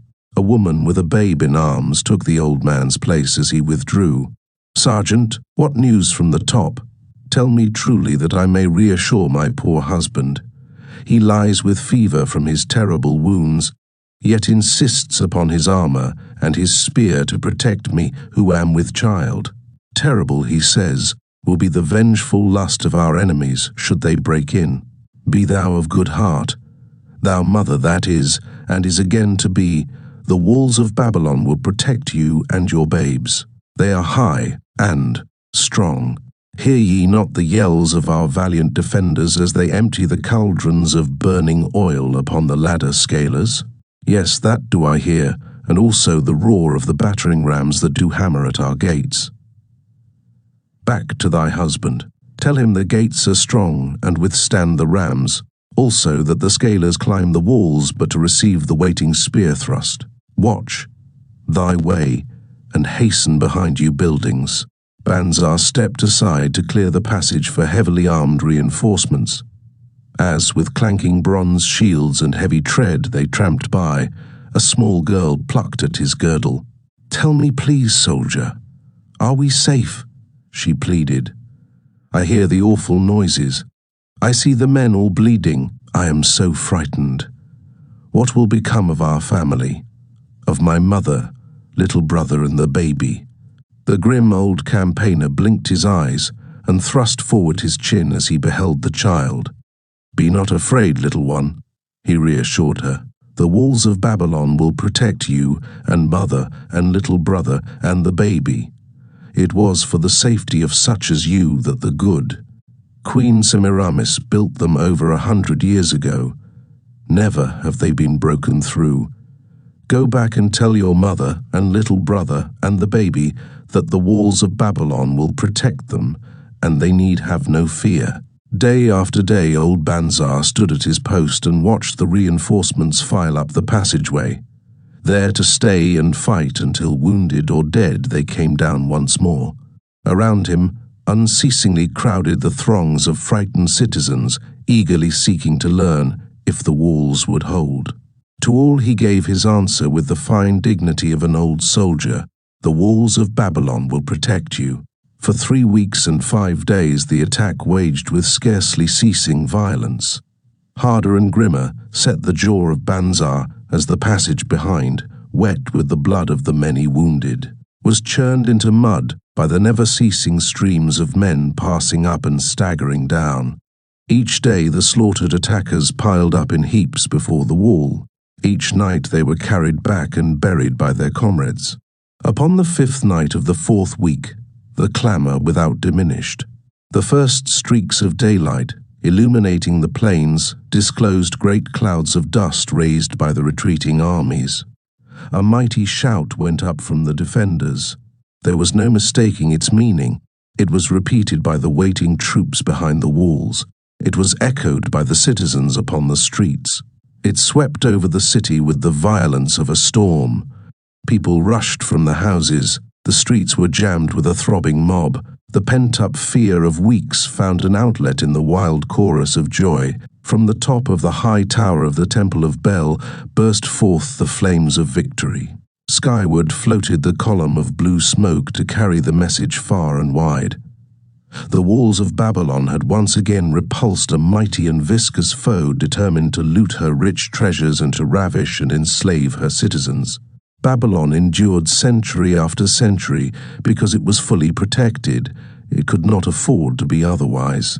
The walls of Babylon were an outstanding example of man's need and desire for protection. This desire is inherent in the human race.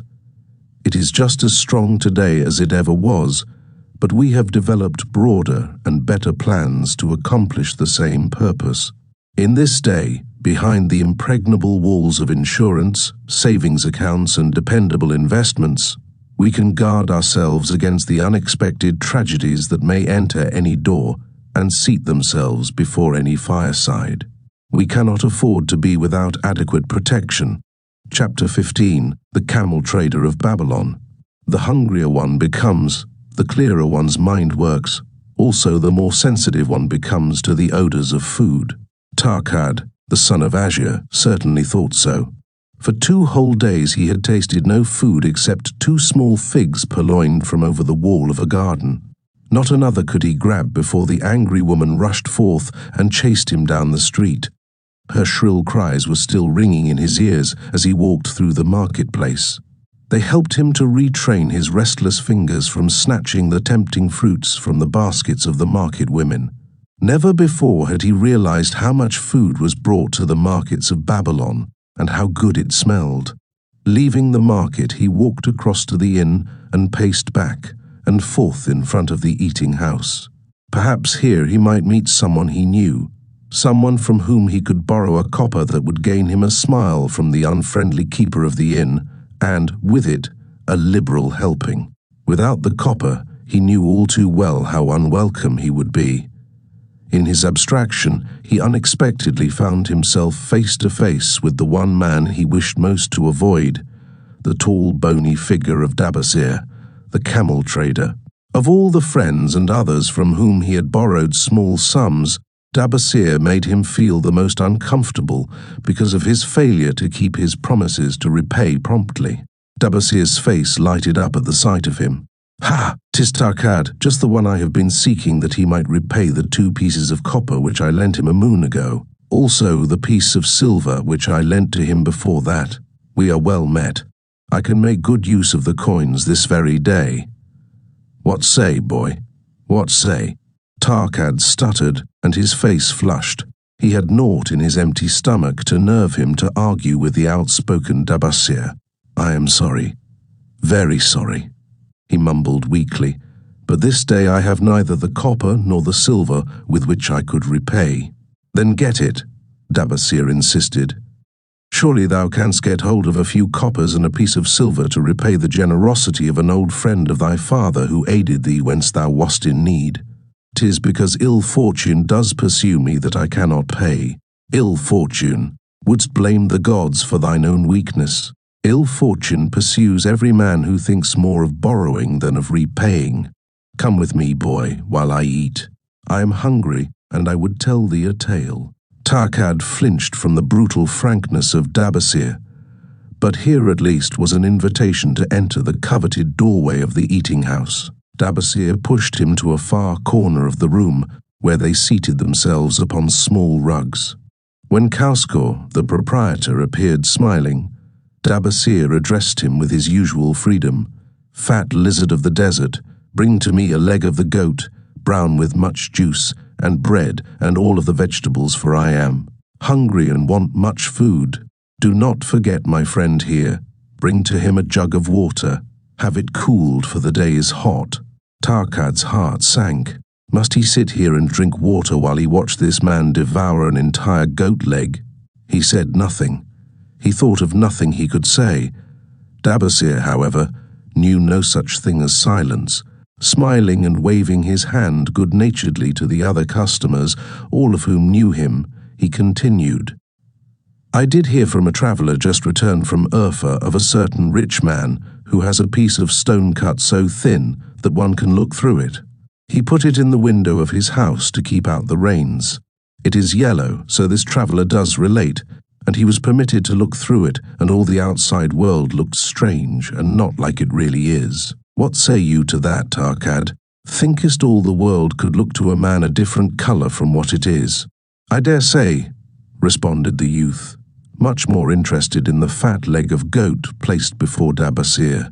"Well, I know it to be true, for I myself have seen the world all of a different colour from what it really is, and the tale I am about to tell relates how I came to see it in its right colour once more."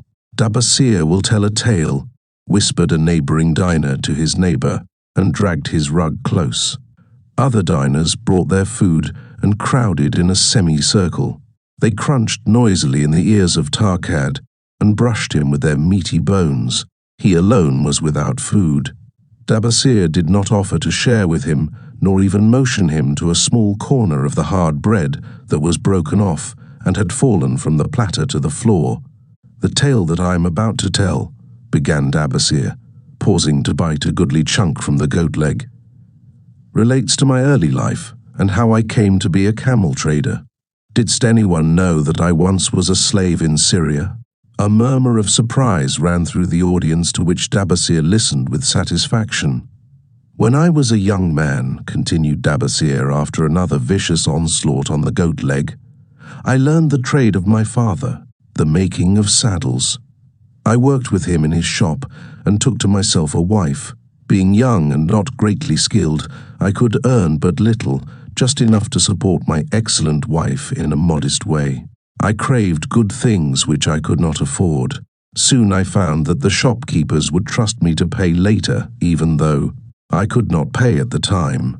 Being young and without experience, I did not know that he who spends more than he earns is sowing the winds of needless self-indulgence, from which he is sure to reap the whirlwinds of trouble and humiliation. So I indulged my whims for fine raiment, and bought luxuries for my good wife and our home beyond our means.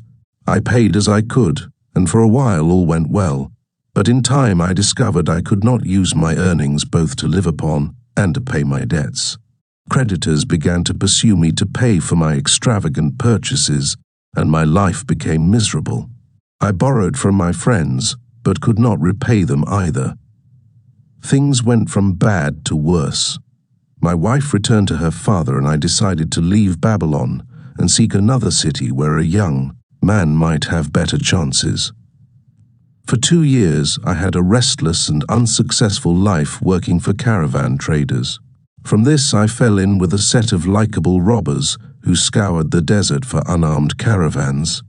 Such deeds were unworthy of the son of my father, but I was seeing the world through a colored stone and did not realize to what degradation I had fallen. We met with success on our first trip, capturing a rich haul of gold and silks and valuable merchandise. This loot we took to Genève and squandered. The second time we were not so fortunate.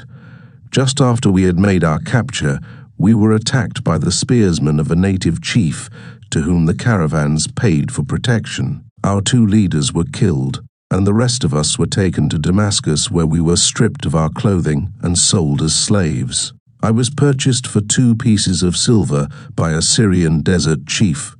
With my hair shorn and but a loincloth to wear, I was not so different from the other slaves. Being a reckless youth, I thought it merely an adventure until my master took me before his 4 wives and told them they could have me for a eunuch. Then indeed did I realize the hopelessness of my situation. These men of the desert were fierce and warlike. I was subject to their will without weapons or means of escape. Fearful I stood as those 4 women looked me over. I wondered if I could expect pity from them. Sirrah, the first wife, was older than the others. Her face was impassive as she looked upon me. I turned from her with little consolation. The next was a contemptuous beauty who gazed at me as indifferently as if I had been a worm of the earth. The 2 younger ones tittered as though it were all an exciting joke. It seemed an age that I stood waiting sentence. Each woman appeared willing for the others to decide. Finally, Sirrah spoke up in a cold voice. Of eunuchs we have plenty, but of camel tenders we have few, and they are a worthless lot. Even this day I would visit my mother, who is sick with the fever, and there is no slave I would trust to lead my camel. Ask this slave if he can lead a camel. My master thereupon questioned me, "What know you of camels?" Striving to conceal my eagerness, I replied, "I can make them kneel, I can load them, I can lead them on long trips without tiring. If need be, I can repair their trappings." "The slave speaks forward enough," observed my master. "If thou so desire, Sirrah, take this man for thy camel tender." So I was turned over to Sirrah, and that day I led her camel upon a long journey to her sick mother. I took the occasion to thank her for her intercession, and also to tell her that I was not a slave by birth, but the son of a freeman, an honorable saddle-maker of Babylon. I also told her much of my story. Her comments were disconcerting to me, and I pondered much afterwards on what she said. How can you call yourself a free man when your weakness has brought you to this?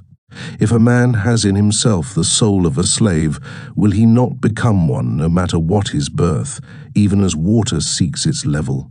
If a man has within him the soul of a free man, will he not become respected and honored in his own city, in spite of his misfortune?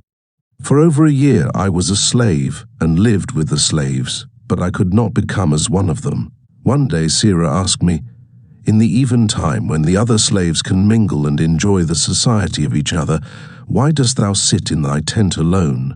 To which I responded, "I am pondering what you have said to me. I wonder if I have the soul of a slave. I cannot join them, so I must sit apart." "I too must sit apart," she confided. "My dowry was large and my lord married me because of it. Yet he does not desire me. What every woman longs for is to be desired. Because of this, and because I am barren and have neither son nor daughter, must I sit apart. Were I a man, I would rather die than be such a slave.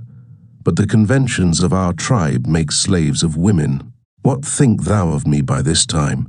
I asked her suddenly, "Have I the soul of a man, or have I the soul of a slave? Have you a desire to repay the just debts you owe in Babylon?" She parried, "Yes, I have the desire, but I see no way. If thou contentedly let the years slip by and make no effort to repay, then thou hast but the contemptible soul of a slave. No man is otherwise who cannot respect himself, and no man can respect himself who does not repay honest debts. But what can I do who am a slave in Syria? Stay a slave in Syria, thou weakling." "I am not a weakling. I denied hotly. Then prove it. How? Does not thy great king fight his enemies in every way he can, and with every force he has? Thy debts are thy enemies. They ran thee out of Babylon. You left them alone, and they grew too strong for thee. Hadst fought them as a man, thou couldst have conquered them and been one honoured among the townspeople. But thou had not the soul to fight them, and behold, thy pride has gone down until thou art a slave in Syria. Much I thought over her unkind accusations, and many defensive phrases I worded to prove myself not a slave at heart, but I was not to have the chance to use them. 3 days later, the maid of Sirah took me to her mistress. My mother is again very sick, she said. Saddle the 2 best camels in my husband's herd, tie on waterskins and saddlebags for a long journey. The maid will give thee food at the kitchen tent. I packed the camels, wondering much at the quantity of provisions the maid provided, for the mother dwelt less than a day's journey away. The maid rode the rear camel which followed, and I led the camel of my mistress. When we reached her mother's house, it was just dark. Sirah dismissed the maid and said to me, Dabasir, hast thou the soul of a free man or the soul of a slave? The soul of a free man, I insisted. Now is thy chance to prove it. Thy master hath imbibed deeply, and his chiefs are in a stupor. Take then these camels and make thy escape. Here in this bag is raiment of thy master's to disguise thee. I will say, thou stole the camels and ran away while I visited my sick mother. Thou hast the soul of a queen, I told her. Much do I wish that I might lead thee to happiness. Happiness, she responded, awaits not the runaway wife who seeks it in far lands among strange people. Go thy own way, and may the gods of the desert protect thee, for the way is far and barren of food or water. I needed no further urging, but thanked her warmly and was away into the night. I knew not this strange country, and had only a dim idea of the direction in which lay Babylon, but struck out bravely across the desert toward the hills. 1 camel I rode and the other I led. All that night I travelled, and all the next day, urged on by the knowledge of the terrible fate that was meted out to slaves who stole their master's property and tried to escape. Late that afternoon, I reached a rough country as uninhabitable as the desert. The sharp rocks bruised the feet of my faithful camels, and soon they were picking their way slowly and painfully along. I met neither man nor beast, and could well understand why they shunned this inhospitable land. It was such a journey from then on as few men lived to tell of. Day after day we plodded along. Food and water gave out. The heat of the sun was merciless. At the end of the 9th day, I slid from the back of my mount with the feeling that I was too weak to ever remount, and I would surely die, lost in this abandoned country. I stretched out upon the ground and slept, not waking until the first gleam of daylight. I sat up and looked about me. There was a coolness in the morning air. My camels lay dejected not far away. About me was a vast waste of broken country covered with rock and sand and thorny things. No sign of water, naught to eat for man or camel. Could it be that in this peaceful quiet I faced my end? My mind was clearer than it had ever been before. My body now seemed of little importance. My parched and bleeding lips, my dry and swollen tongue, my empty stomach, all had lost their supreme agonies of the day before. I looked across into the uninviting distance, and once again came to me the question, have I the soul of a slave or the soul of a free man? Then with clearness I realized that if I had the soul of a slave, I should give up, lie down in the desert and die, a fitting end for a runaway slave. But if I had the soul of a free man, what then? Surely I would force my way back to Babylon, repay the people who had trusted me, bring happiness to my wife who truly loved me, and bring peace and contentment to my parents. Thy debts are thine enemies who have run thee out of Babylon, Sirah had said. Yes, it was so. Why had I refused to stand my ground like a man? Why had I permitted my wife to go back to her father? Then a strange thing happened. All the world seemed to be of a different color, as though I had been looking at it through a colored stone which had suddenly been removed. At last, I saw the true values in life. Die in the desert, not I. With a new vision, I saw the things that I must do. First, I would go back to Babylon and face every man to whom I owed an unpaid debt. I should tell them that after years of wandering and misfortune, I had come back to pay my debts as fast as the gods would permit. Next, I should make a home for my wife and become a citizen of whom my parents should be proud. My debts were my enemies, but the men I owed were my friends, for they had trusted me and believed in me. I staggered weakly to my feet. Mattered hunger? What mattered thirst? They were but incidents on the road to Babylon. Within me surged the soul of a free man, going back to conquer his enemies and reward his friends. I thrilled with the great resolve. The glazed eyes of my camels brightened at the new note in my husky voice.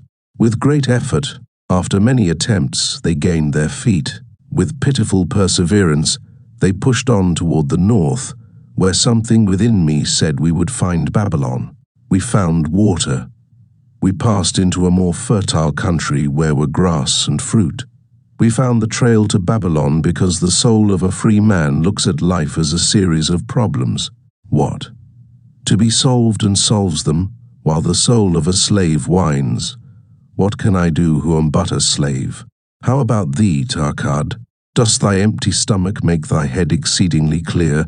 Art ready to take the road that leads back to self-respect? Canst thou see the world in its true color? Hast thou the desire to pay thy honest debts, however many they may be, and once again be a man respected in Babylon? Moisture came to the eyes of the youth. He rose eagerly to his knees. Thou hast shown me a vision. Already I feel the soul of a free man surge within me. But how fared you upon your return? Questioned an interested listener. Where the determination is, the way can be found, Dabasir replied. I now had the determination, so I set out to find a way. First, I visited every man to whom I was indebted and begged his indulgence until I could earn that with which to repay. Most of them met me gladly. Several reviled me, but others offered to help me. One indeed did give me the very help I needed. It was Mathan, the gold lender. Learning that I had been a camel tender in Syria, he sent me to old Nebatur, the camel trader, just commissioned by our good king to purchase many herds of sound camels for the great expedition. With him, my knowledge of camels I put to good use. Gradually I was able to repay every copper and every piece of silver. Then at last I could hold up my head and feel that I was an honorable man among men. Again Dabasir turned to his food. Kauskor, thou snail, he called loudly to be heard in the kitchen. The food is cold. Bring me more meat fresh from the roasting. Bring thou also a very large portion for Tarkad, the son of my old friend, who is hungry and shall eat with me. So ended the tale of Dabasir, the camel trader of old Babylon. He found his own soul when he realized a great truth, a truth that had been known and used by wise men long before his time. It has led men of all ages out of difficulties and into success, and it will continue to do so for those who have the wisdom to understand its magic power. It is for any man to use who reads these lines. Where the determination is, the way can be found. Chapter 16. The CA Tablets from Babylon. St. Swithin's College, Nottingham University, Newark, on Trent, Nottingham, Professor Franklin Caldwell, care of British Scientific Expedition, Hilla, Mesopotamia. October 21st, 1934. My dear Professor, the 5 clay tablets from your recent excavation in the ruins of Babylon arrived on the same boat with your letter. I have been fascinated no end, and have spent many pleasant hours translating their inscriptions. I should have answered your letter at once, but delayed until I could complete the translations which are attached. The tablets arrived without damage, thanks to your careful use of preservatives and excellent packing. You will be as astonished as we in the laboratory at the story they relate. One expects the dim and distant past to speak of romance and adventure. Arabian Nights sort of things, you know, when instead it discloses the problem of a person named Dabasir to pay off his debts. One realizes that conditions upon this old world have not changed as much in 5,000 years as one might expect. It's odd, you know, but these old inscriptions rather rage me, as the students say. Being a college professor, I am supposed to be a thinking human being possessing a working knowledge of most subjects. Yet, here comes this old chap out of the dust, covered ruins of Babylon, to offer a way I had never heard of to pay off my debts and at the same time acquire gold to jingle in my wallet. Pleasant thought, I say, and interesting to prove whether it will work as well nowadays as it did in old Babylon. Mrs. Shrewsbury and myself are planning to try out his plan upon our own affairs, which could be much improved. Wishing you the best of luck in your worthy undertaking, and waiting eagerly another opportunity to assist, I am, yours sincerely, Alfred H. Shrewsbury, Department of Archaeology. Tablet number 1. Now, when the moon becometh full, I, Dabasir, who am but recently returned from slavery in Syria, with the determination to pay my many just debts and become a man of means worthy of respect in my native city of Babylon, do here engrave upon the clay a permanent record of my affairs to guide and assist me in carrying through my high desires. Under the wise advice of my good friend Mathan, the gold lender, I am determined to follow an exact plan that he doth say will lead any honourable man out of debt into means and self-respect. This plan includeth 3 purposes, which are my hope and desire. First, the plan doth provide for my future prosperity. Therefore 1/10 of all I earn shall be set aside as my own to keep. For Mathan speaketh wisely when he saith, "That man who keepeth in his purse both gold and silver that he need not spend is good to his family and loyal to his king. The man who hath but a few coppers in his purse is indifferent to his family and indifferent to his king. But the man who hath naught in his purse is unkind to his family and is disloyal to his king, for his own heart is bitter. Therefore, the man who wisheth to achieve must have coin that he may keep to jingle in his purse, that he have in his heart love for his family and loyalty to his king. Second, the plan doth provide that I shall support and clothe my good wife, who hath returned to me with loyalty from the house of her father. For Mathan doth say that to take good care of a faithful wife putteth self-respect into the heart of a man, and addeth strength and determination to his purposes. Therefore 7/10 of all I earn shall be used to provide a home, clothes to wear, and food to eat, with a bit extra to spend, that our lives be not lacking in pleasure and enjoyment. But he doth further enjoin the greatest care that we spend not greater than 7/10 of what I earn for these worthy purposes. Herein lieth the success of the plan. I must live upon this portion, and never use more, nor buy what I may not pay for out of this portion. Tablet number 2. Third, the plan doth provide that out of my earnings my debts shall be paid. Therefore, each time the moon is full, 2/10 of all I have earned shall be divided honourably and fairly among those who have trusted me, and to whom I am indebted. Thus in due time will all my indebtedness be surely paid. Therefore do I here engrave the name of every man to whom I am indebted and the honest amount of my debt. Fahru, the cloth weaver, 2 silver, 6 copper. Sinjar, the couchmaker, 1 silver. Ahmar, my friend, 3 silver, 1 copper. Zankar, my friend, 4 silver, 7 copper. Askamir, my friend, 1 silver, 3 copper. Harinsir, the jewel-maker, 6 silver, 2 copper. Diarbekir, my father's friend, 4 silver, 1 copper. Alkahad, the house-owner, 14 silver. Mathan, the gold lender, 9 silver. Barajik, the farmer, 1 silver, 7 copper. Tablet number 3. To these creditors do I owe in total 119 pieces of silver and 141 pieces of copper. Because I did owe these sums and saw no way to repay, In my folly I did permit my wife to return to her father, and didst leave my native city, and seek easy wealth elsewhere, only to find disaster, and to see myself sold into the degradation of slavery.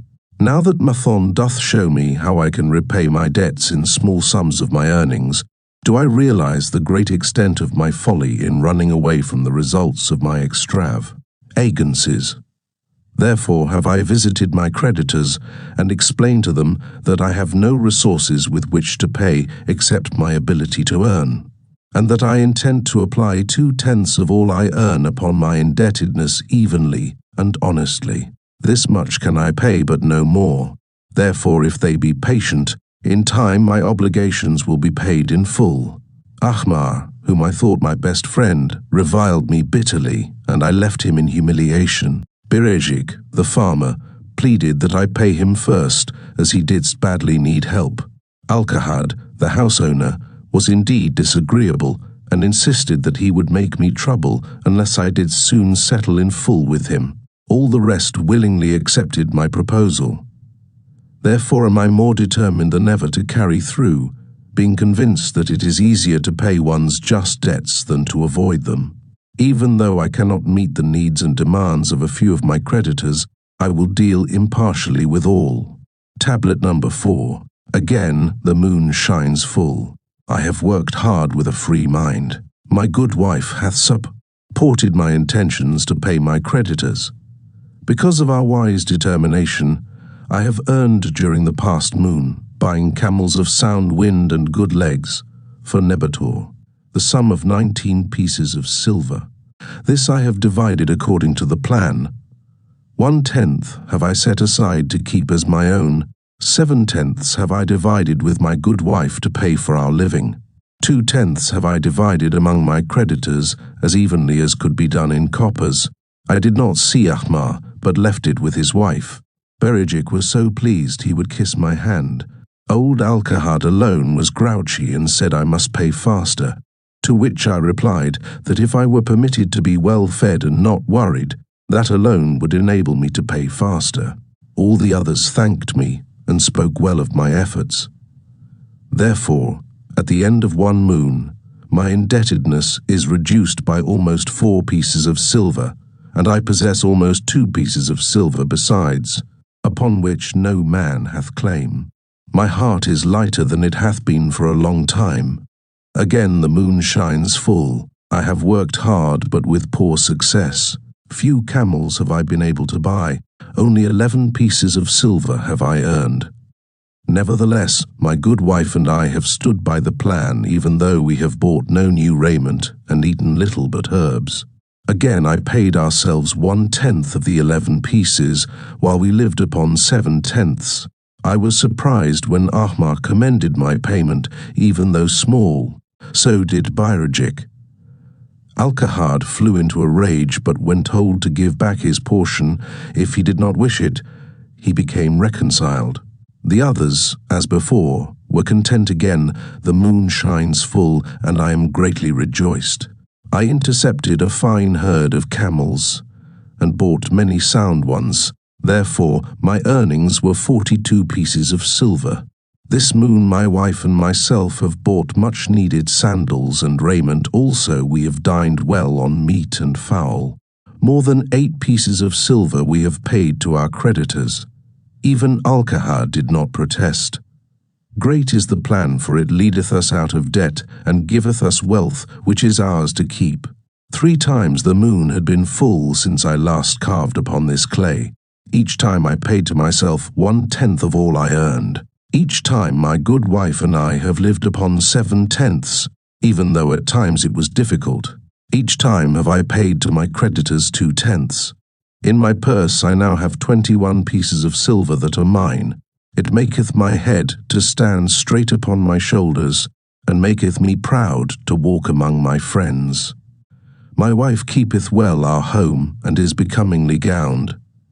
We are happy to live together. The plan is of untold value. Hath it not made an honorable man of an ex-slave? Tablet number 5. Again the moon shines full, and I remember that it is long since I carved upon the clay. 12 moons in truth have come and gone, but this day I will not neglect my record, because upon this day I have paid the last of my debts.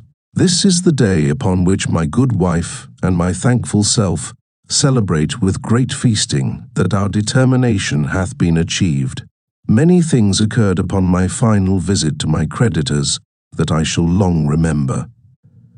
Ahmar begged my forgiveness for his unkind words, and said that I was one of all others he most desired for a friend.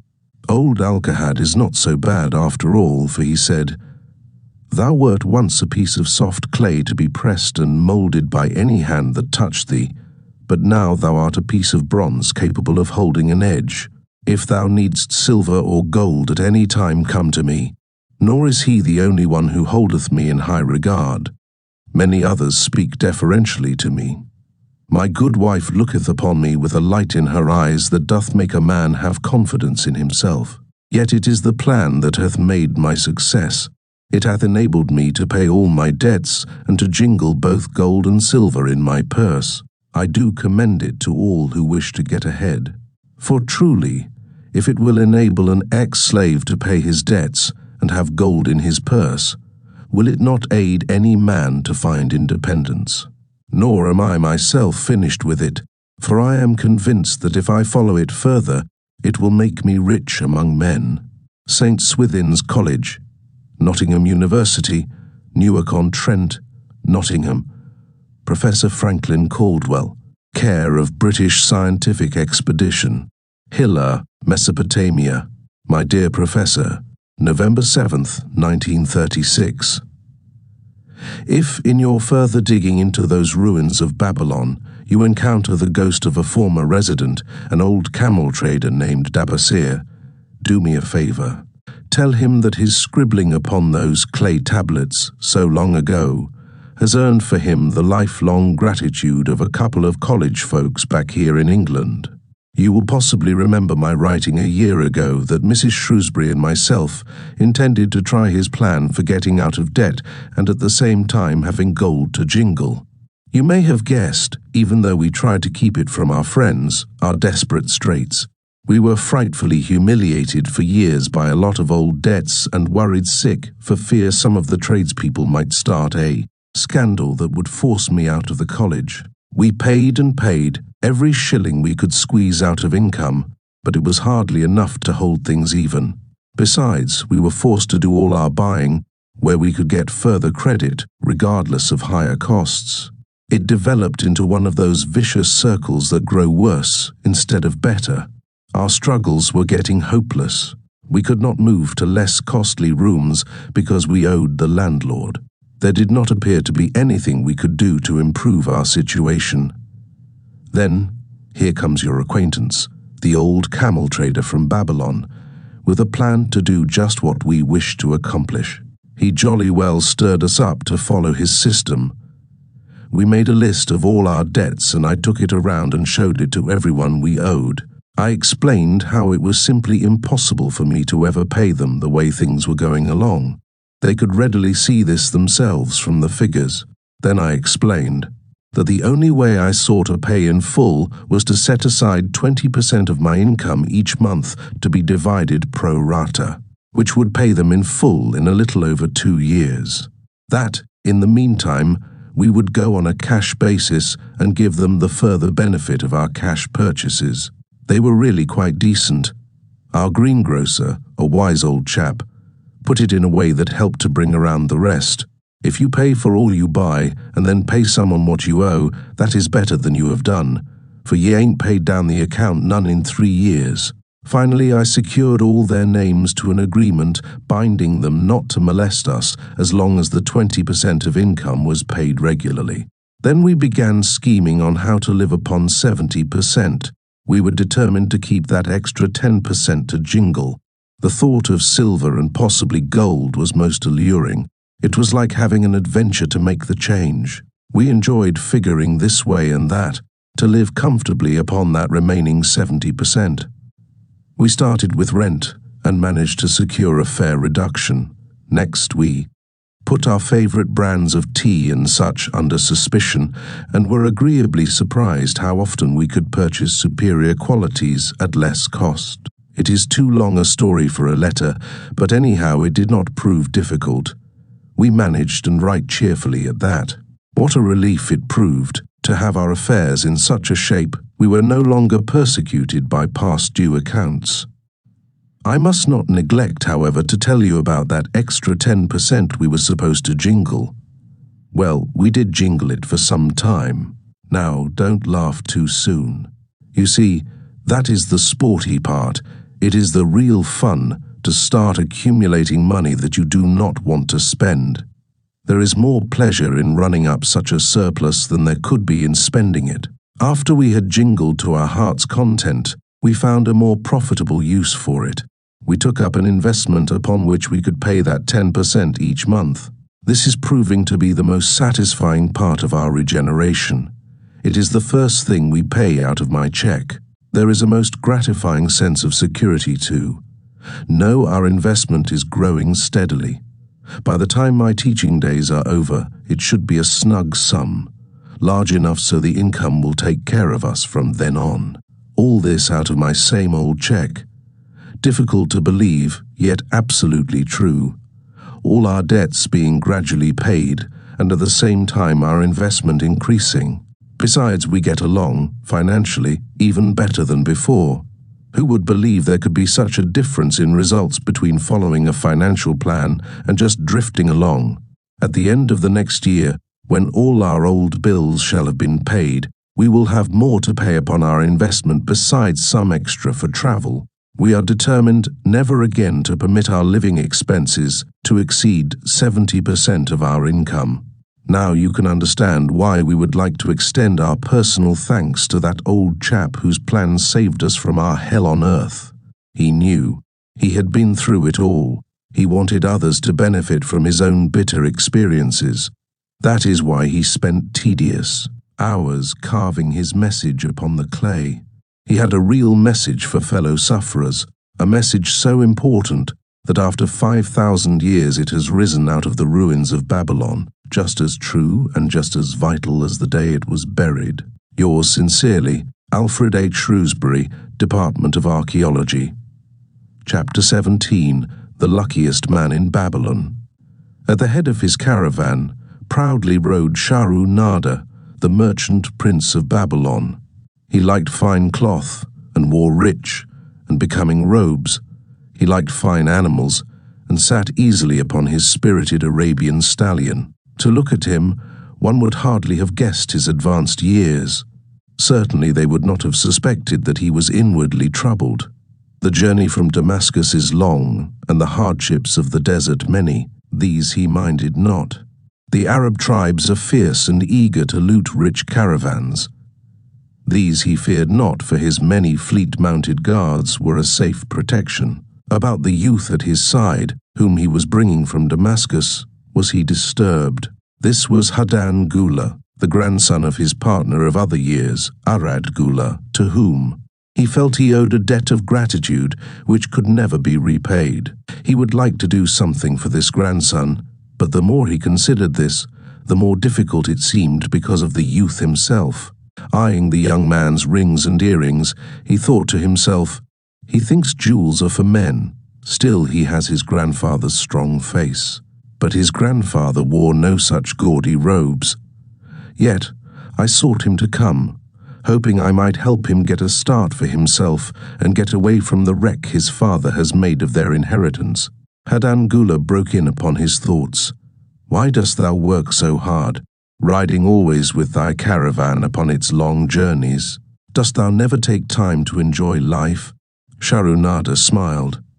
"To enjoy life," he repeated. "What wouldst thou do to enjoy life if thou wert Sharu Nada? If I had wealth equal to thine, I would live like a prince. Never across the hot desert would I ride. I would spend the shekels as fast as they came to my purse. I would wear the richest of robes and the rarest of jewels. That would be a life to my liking, a life worth living." Both men laughed. "Thy grandfather wore no jewels." Sharu Nada spoke before he thought, then continued jokingly, Wouldst thou leave no time for work? Work was made for slaves, Hadangula responded. Sharanada bit his lip, but made no reply, riding in silence until the trail led them to the slope. Here he reined his mount, and pointing to the green valley far away. See, there is the valley. Look far down, and thou canst faintly see the walls of Babylon. The tower is the temple of Bel. If thine eyes are sharp, thou mayest even see the smoke from the eternal fire upon its crest. So that is Babylon? Always have I longed to see the wealthiest city in all the world, Hadangula commented. Babylon, where my grandfather started his fortune. Would he were still alive. We would not be so sorely pressed. Why wish his spirit to linger on earth beyond its allotted time? Thou and thy father can well carry on his good work. Alas, of us, neither has his gift. Father and myself know not his secret for attracting the golden shekels. Sharunada did not reply, but gave rein to his mount and rode thoughtfully down the trail to the valley. Behind them followed the caravan in a cloud of reddish dust. Some time later, they reached the king's highway and turned south through the irrigated farms. 3 old men ploughing a field caught Sharunada's attention. They seemed strangely familiar. How ridiculous! One does not pass a field after 40 years and find the same men ploughing there. Yet, something within him said they were the same. One, with an uncertain grip, held the plough. The others laboriously plodded beside the oxen, ineffectually beating them with their barrel staves to keep them. 40 years ago he had envied these men. How gladly he would have exchanged places. But what a difference now. With pride he looked back at his trailing caravan, well-chosen camels and donkeys loaded high with valuable goods from Damascus. All this was but one of his possessions. He pointed to the ploughers, saying, "Still plough, in the same field where they were 40 years ago. They look it, but why thinkest thou they are the same?" "I saw them there," Sharunada replied. Recollections were racing rapidly through his mind. Why could he not bury the past and live in the present? Then he saw, as in a picture, the smiling face of Aradgula. The barrier between himself and the cynical youth beside him dissolved. But how could he help such a superior youth with his spendthrift ideas and bejeweled hands? Work he could offer in plenty to willing workers, but naught for men who considered themselves too good for work. Yet he owed it to Aradgula to do something, not a half-hearted attempt. He and Aradgula had never done things that way. They were not that sort of men. A plan came almost in a flash. There were objections. He must consider his own family and his own standing. It would be cruel. It would hurt. Being a man of quick decisions, he waived objections and decided to act.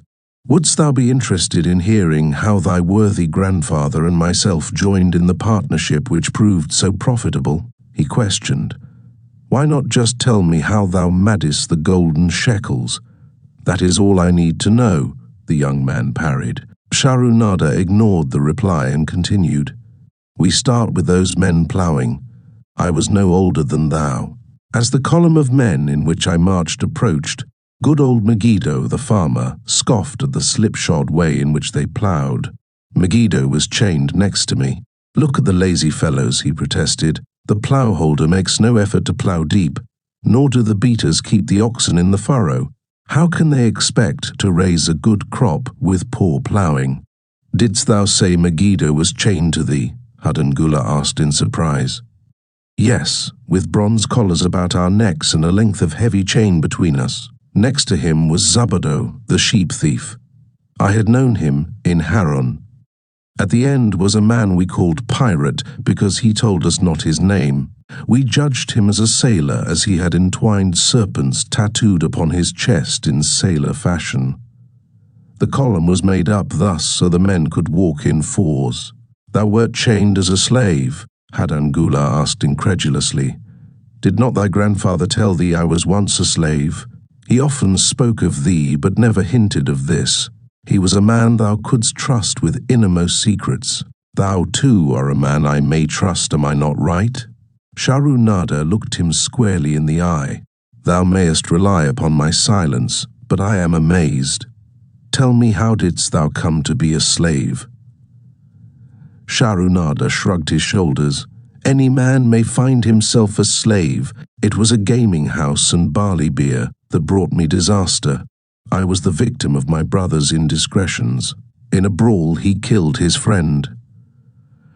I was bonded to the widow by my fatia, desperate to keep my brother from being prosecuted under the law. When my father could not raise the silver to free me, she in anger sold me to the slave dealer. What a shame and injustice, Hadangula protested. But tell me, how didst thou regain freedom? We shall come to that, but not yet. Let us continue my tale. As we passed, the ploughers jeered at us. One did doff his ragged hat and bow low, calling out, "Welcome to Babylon, guests of the king. He waits for thee on the city walls, where the banquet is spread, mud bricks and onion soup." With that they laughed uproariously. Pirate flew into a rage and cursed them roundly. "What do those men mean by the king awaiting us on the walls?" I asked him. "To the city walls ye march to carry bricks until the back breaks. Maybe they beat thee to death before it breaks." "They won't beat me. I'll kill 'em." Then Megiddo spoke up. "It doesn't make sense to me to talk of masters beating willing, hard-working slaves to death. Masters like good slaves and treat them well." "Who wants to work hard?" commented Zabado. "They're not breaking their backs, just letting. Those ploughers are wise fellows, on as if they be." "Thou can't get ahead by shirking," Megiddo protested.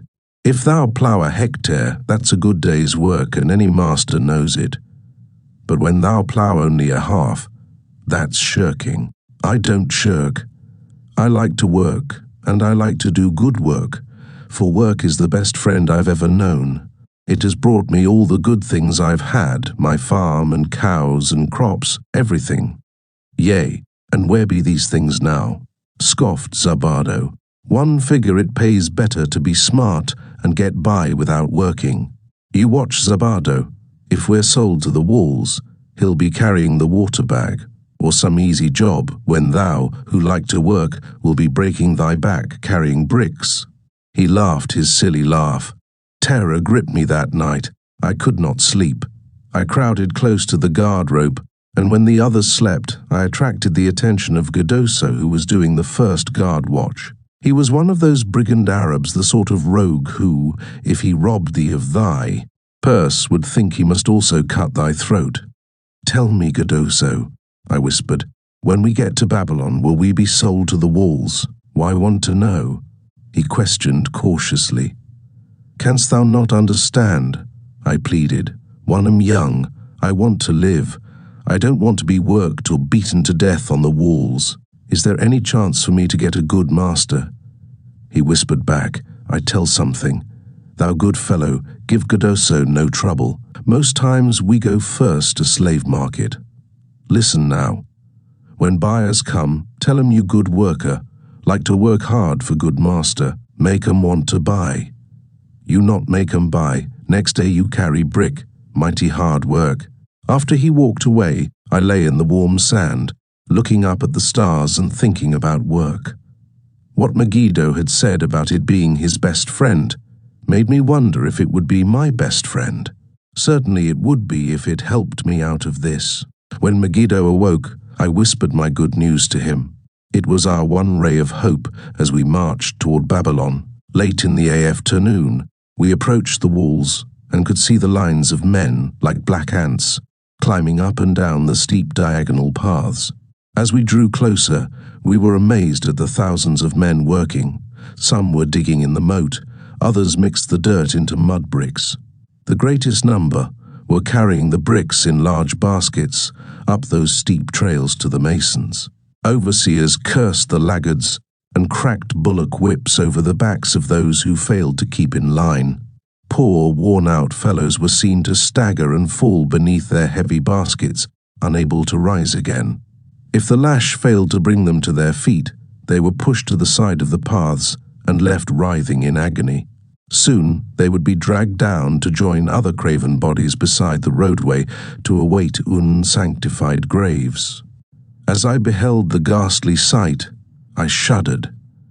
So this was what awaited my father's son if he failed at the slave market.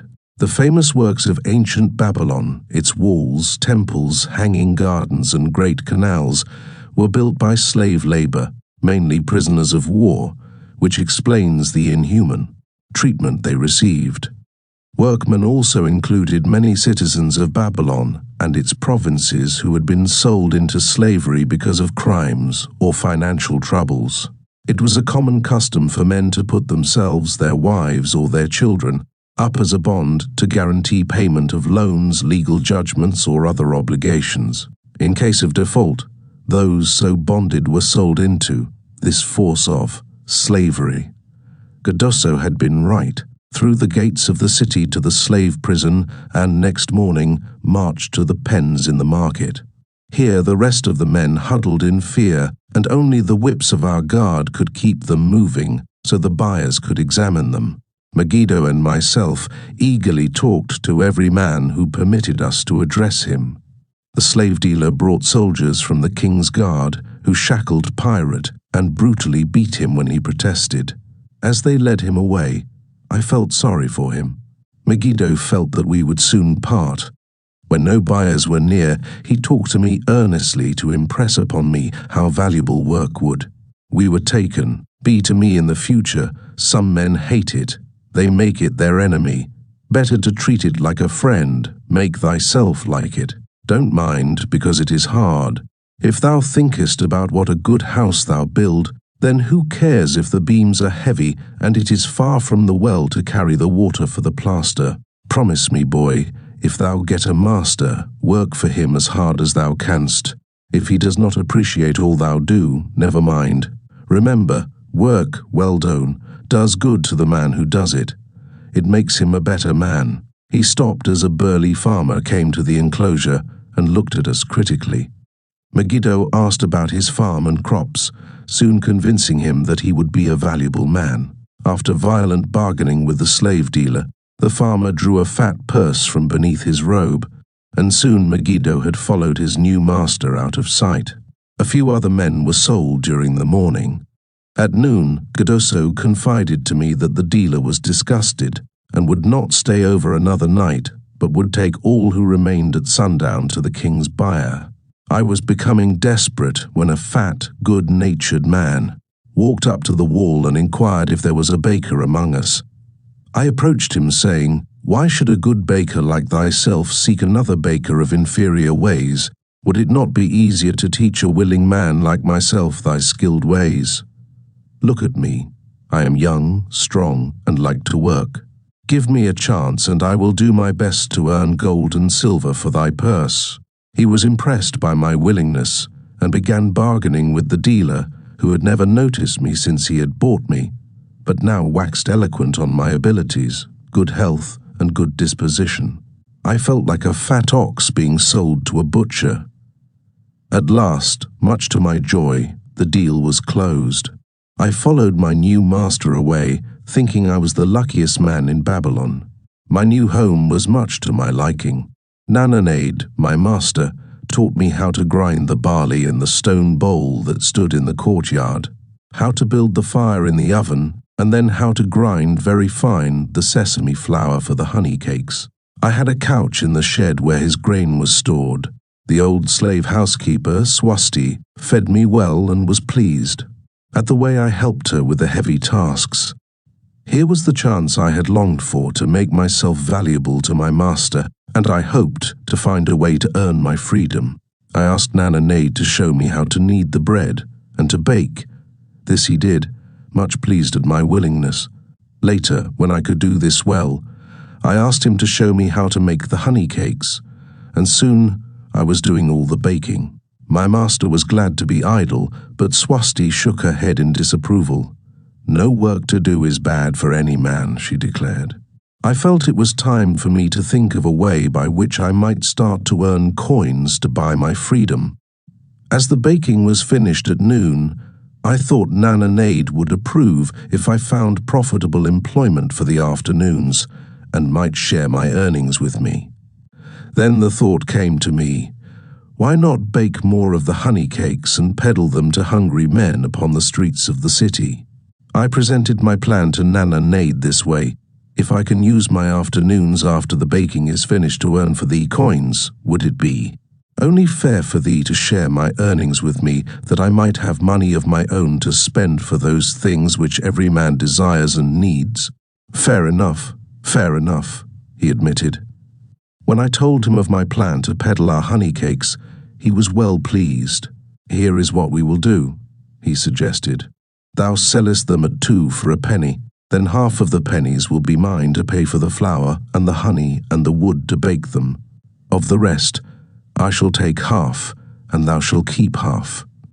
I was much pleased by his generous offer that I might keep for myself 1/4 of my sales.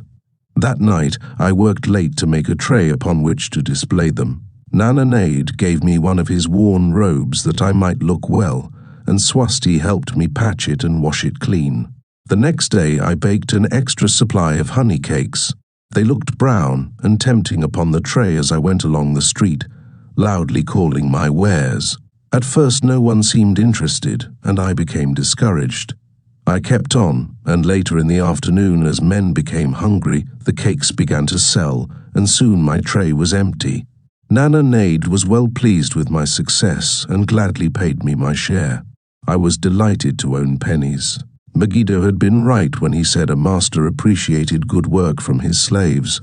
That night I was so excited over my success I could hardly sleep, and tried to figure how much I could earn in a year, and how many years would be required to buy my freedom. As I went forth with my tray of cakes every day, I soon found regular customers. One of these was none other than thy grandfather, Arad Gula. He was a rug merchant and sold to the housewives, going from one end of the city the other, accompanied by a donkey loaded high with rugs and a black slave to tend it.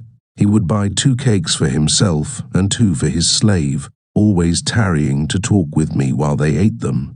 Thy grandfather said something to me one day that I shall always remember. I like thy cakes, boy, but better still I like the fine enterprise with which thou offerest them. Such spirit can carry thee far on the road to success. But how canst thou understand, Hadangula, what such words of encouragement could mean to a slave boy, lonesome in a great city, struggling with all he had in him to find a way out of his humiliation? As the months went by, I continued to add pennies to my purse. It began to have a comforting weight upon my belt. Work was proving to be my best friend, just as Megiddo had said. I was happy, but Swasti was worried. Thy master, I fear to have him spend so much time at the gaming houses, she protested. I was overjoyed one day to meet my friend Megiddo upon the street. He was leading 3 donkeys, loaded with vegetables, to the market. One I am doing mighty well, he said. My master does appreciate my good work, for now I am a foreman. See, he does trust the marketing to me, and also he is sending for my family. Work is helping me to recover from my great trouble. Someday it will help me to buy my freedom and once more own a farm of my own. Time went on, and Nana Nade became more and more anxious for me to return from selling. He would be waiting when I returned, and would eagerly count and divide our money. He would also urge me to seek further markets and increase my sales. Often I went outside the city gates to solicit the overseers of the slaves building the walls. I hated to return to the disagreeable sights, but found the overseers liberal buyers. One day I was surprised to see Zabado waiting in line to fill his basket with bricks. He was gaunt and bent, and his back was covered with welts and sores from the whips of the overseers. I was sorry for him, and handed him a cake which he crushed into his mouth like a hungry animal. Seeing the greedy look in his eyes, I ran before he could grab my tray. "Why dost thou work so hard?" Arad Gula said to me one day. "Almost the same question thou asked of me today, dost thou remember?" I told him what Megiddo had said about work and how it was proving to be my best friend. I showed him with pride my wallet of pennies, and explained how I was saving them to buy my freedom. "When thou art free, what wilt thou do?" he inquired. "Then," I answered, "I intend to become a merchant." At that, he confided in me, something I had never suspected. "Thou knowest not that I also am a slave. I am in partnership with my master." "Stop," demanded Hadangula. "One will not listen to lies defaming my grandfather. He was no slave." His eyes blazed in anger. Sharunada remained calm.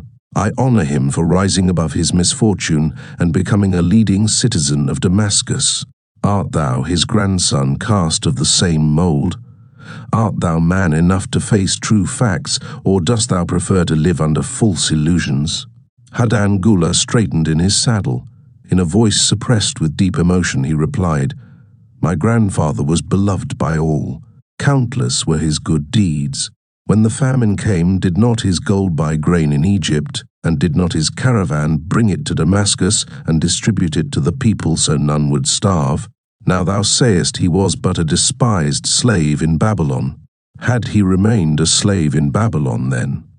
He might well have been despised, but when, through his own efforts, he became a great man in Damascus, the gods indeed condoned his misfortunes and honored him with their respect." Sharunada replied.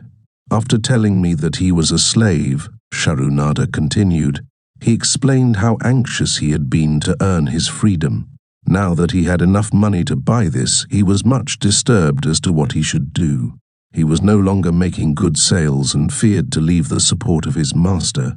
I protested his indecision. "Cling no longer to thy master. Get once again the feeling of being a free man. Act like a free man and succeed like one. Decide what thou desirest to accomplish, and then work will aid thee to achieve it." He went on his way saying he was glad I had shamed him for his cowardice. One day I went outside the gates again, and was surprised to find a great crowd gathering there. When I asked a man for an explanation, he replied, "Hast thou not heard? An escaped slave who murdered one of the king's guards has been brought to justice, and will this day be flogged to death for his crime. Even the king himself is to be here." So dense was the crowd about the flogging post, I feared to go near, lest my tray of honey cakes be upset. Therefore, I climbed up the unfinished wall to see over the heads of the people.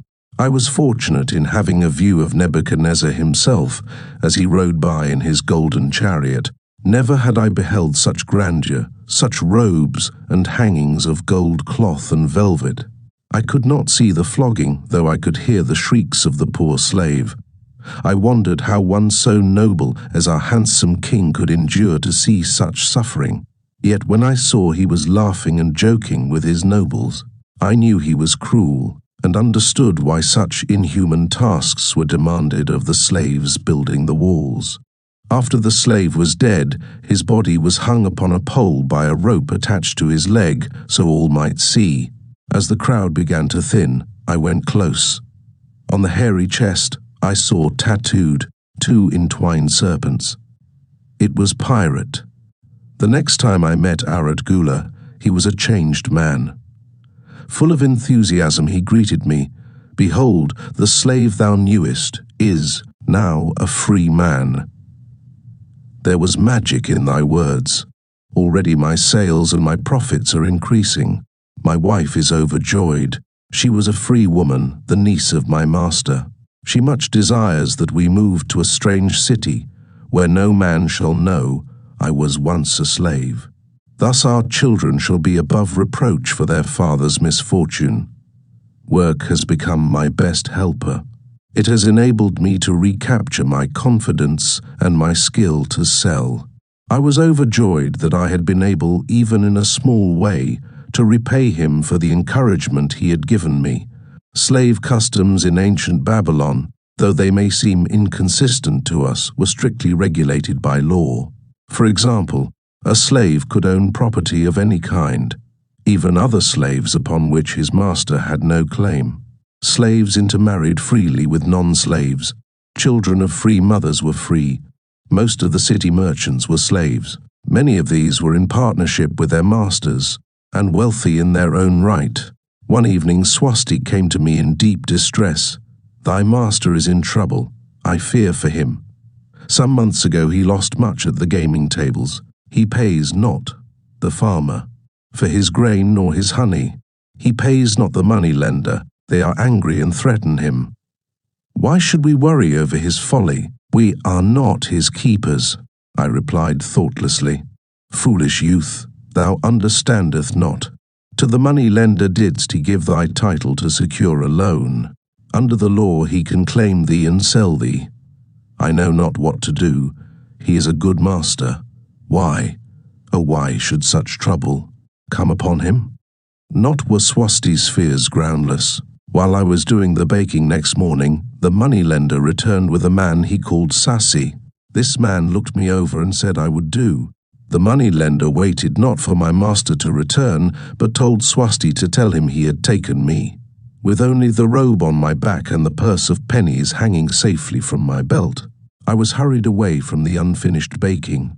I was whirled away from my dearest hopes as the hurricane snatches the tree from the fore, and casts it into the surging sea. Again, a gaming house and barley beer had caused me disaster. Sasi was a blunt, gruff man. As he led me across the city, I told him of the good work I had been doing for Nananide, and said I hoped to do good work for him. His reply offered no encouragement. "One like not this work. My master likes it not. The king has told him to send me to build a section of the Grand Canal. Master tells Sasi to buy more slaves, work hard and finish quick. Bah! How can any man finish a big job quick? Picture a desert with not a tree, just low shrubs and a sun burning with such fury the water in our barrels became so hot we could scarcely drink it. Then picture rows of men going down into the deep excavation and lugging heavy baskets of dirt up soft, dusty trails from daylight until dark. Picture food served in open troughs from which we helped ourselves like swine. We had no tents, no straw for beds. That was the situation in which I found myself. I buried my wallet in a marked spot, wondering if I would ever dig it up again. At first I worked with good will, but as the months dragged on, I felt my spirit breaking. Then the heat fever took hold of my weary body. I lost my appetite and could scarcely eat the mutton and vegetables. At night, I would toss in unhappy wakefulness. In my misery, I wondered if Zabado had not the best plan, to shirk and keep his back from being broken in work. Then I recalled my last sight of him and knew his plan was not good. I thought of Pirate with his bitterness and wondered if it might be just as well to fight and kill. The memory of his bleeding body reminded me that his plan was also useless. Then I remembered my last sight of Megiddo. His hands were deeply calloused from hard work, but his heart was light and there was happiness on his face. His was the best plan. Yet I was just as willing to work as Megiddo. He could not have worked harder than I. Why did not my work bring me happiness and success? Was it work that brought Megiddo happiness? Or was happiness and success merely in the laps of the gods? Was I to work the rest of my life without gaining my desires, without happiness and success? All of these questions were jumbled in my mind, and I had not an answer. Indeed, I was sorely confused. Several days later, when it seemed that I was at the end of my endurance and my questions still unanswered, Sasi sent for me. A messenger had come from my master to take me back to Babylon. I dug up my precious wallet, wrapped myself in the tattered remnants of my robe, and was on my way. As we rode, the same thoughts of a hurricane whirling me hither and thither kept racing through my feverish brain. I seemed to be living the weird words of a chant from my native town of Haran, besetting a man like a whirlwind, driving him like a storm, whose course no one can foliate, whose destiny no one can foretell. Was I destined to be ever thus punished for I knew not what? What new miseries and disappointments awaited me? When we rode to the courtyard of my master's house, imagine my surprise when I saw Aradgula awaiting me. He helped me down and hugged me like a long-lost brother. As we went our way, I would have followed him as a slave should follow his master, but he would not permit me. He put his arm about me, saying, "I hunted everywhere for thee. When I had almost given up hope, I did meet Swasti, who told me of the moneylender, who directed me to thy noble owner. A hard bargain he did drive, and made me pay an outrageous price, but thou art worth it. Thy philosophy and thy enterprise have been my inspiration to this new success." "Megiddo's philosophy, not mine," I interrupted. "Megiddo's and thine. Thanks to thee both, we are going to Damascus, and I need thee for my partner. See," he exclaimed, "in one moment thou will be a free man." So saying, he drew from beneath his robe the clay tablet carrying my title. This he raised above his head and hurled it to break in 100 pieces upon the cobblestones. With glee he stamped upon the fragments until they were but dust. Tears of gratitude filled my eyes. I knew I was the luckiest man in Babylon. "Work, thou see by this, in the time of my greatest distress, didst prove to be my best friend. My willingness to work enabled me to escape from being sold to join the slave gangs upon the walls. It also so impressed thy grandfather, he selected me for his partner." Then Aradgula questioned, "Was work my grandfather's secret key to the golden shekels?" "It was the only key he had when I first knew him," Sharunada replied. "Thy grandfather enjoyed working. The gods appreciated his efforts and rewarded him liberally." "I begin to see," Aradgula was speaking thoughtfully. "Work attracted his many friends who admired his industry and the success it brought. Work brought him the honors he enjoyed so much in Damascus. Work brought him all those things I have approved, and I thought work was fit only for slaves. Life is rich with many pleasures for men to enjoy," Sharunada commented. "Each has its place. I am glad that work is not reserved for slaves, deprived of my greatest pleasure. Things do I enjoy, but nothing takes the place. Were that the case, I would be many of work." Sharunada and Aradgula rode in the shadows of the towering walls up to the massive bronze gates of Babylon. At their approach, the gate guards jumped to attention and respectfully saluted an honored citizen. With head held high, Sharunada led the long caravan through the gates and up the streets of the city. "I have always hoped to be a man like my grandfather," Aradgula confided to him. "Never before did I realize just what kind of man he was. This thou hast shown me.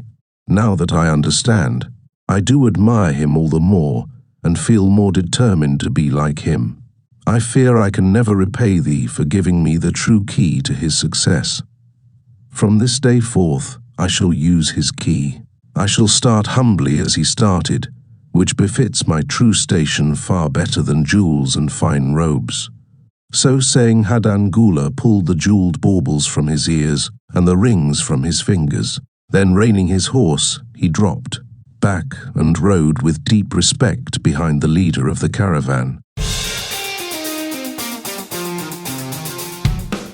Thank you for riding the waves of wisdom with us on Book Waves. If you enjoyed this audiobook, let us know by giving it a thumbs up and sharing your favorite part in the comments below. Don't forget to subscribe and turn on notifications to stay tuned for more life-changing audiobooks and insights. Keep growing, keep learning, and remember, every great wave starts as a ripple.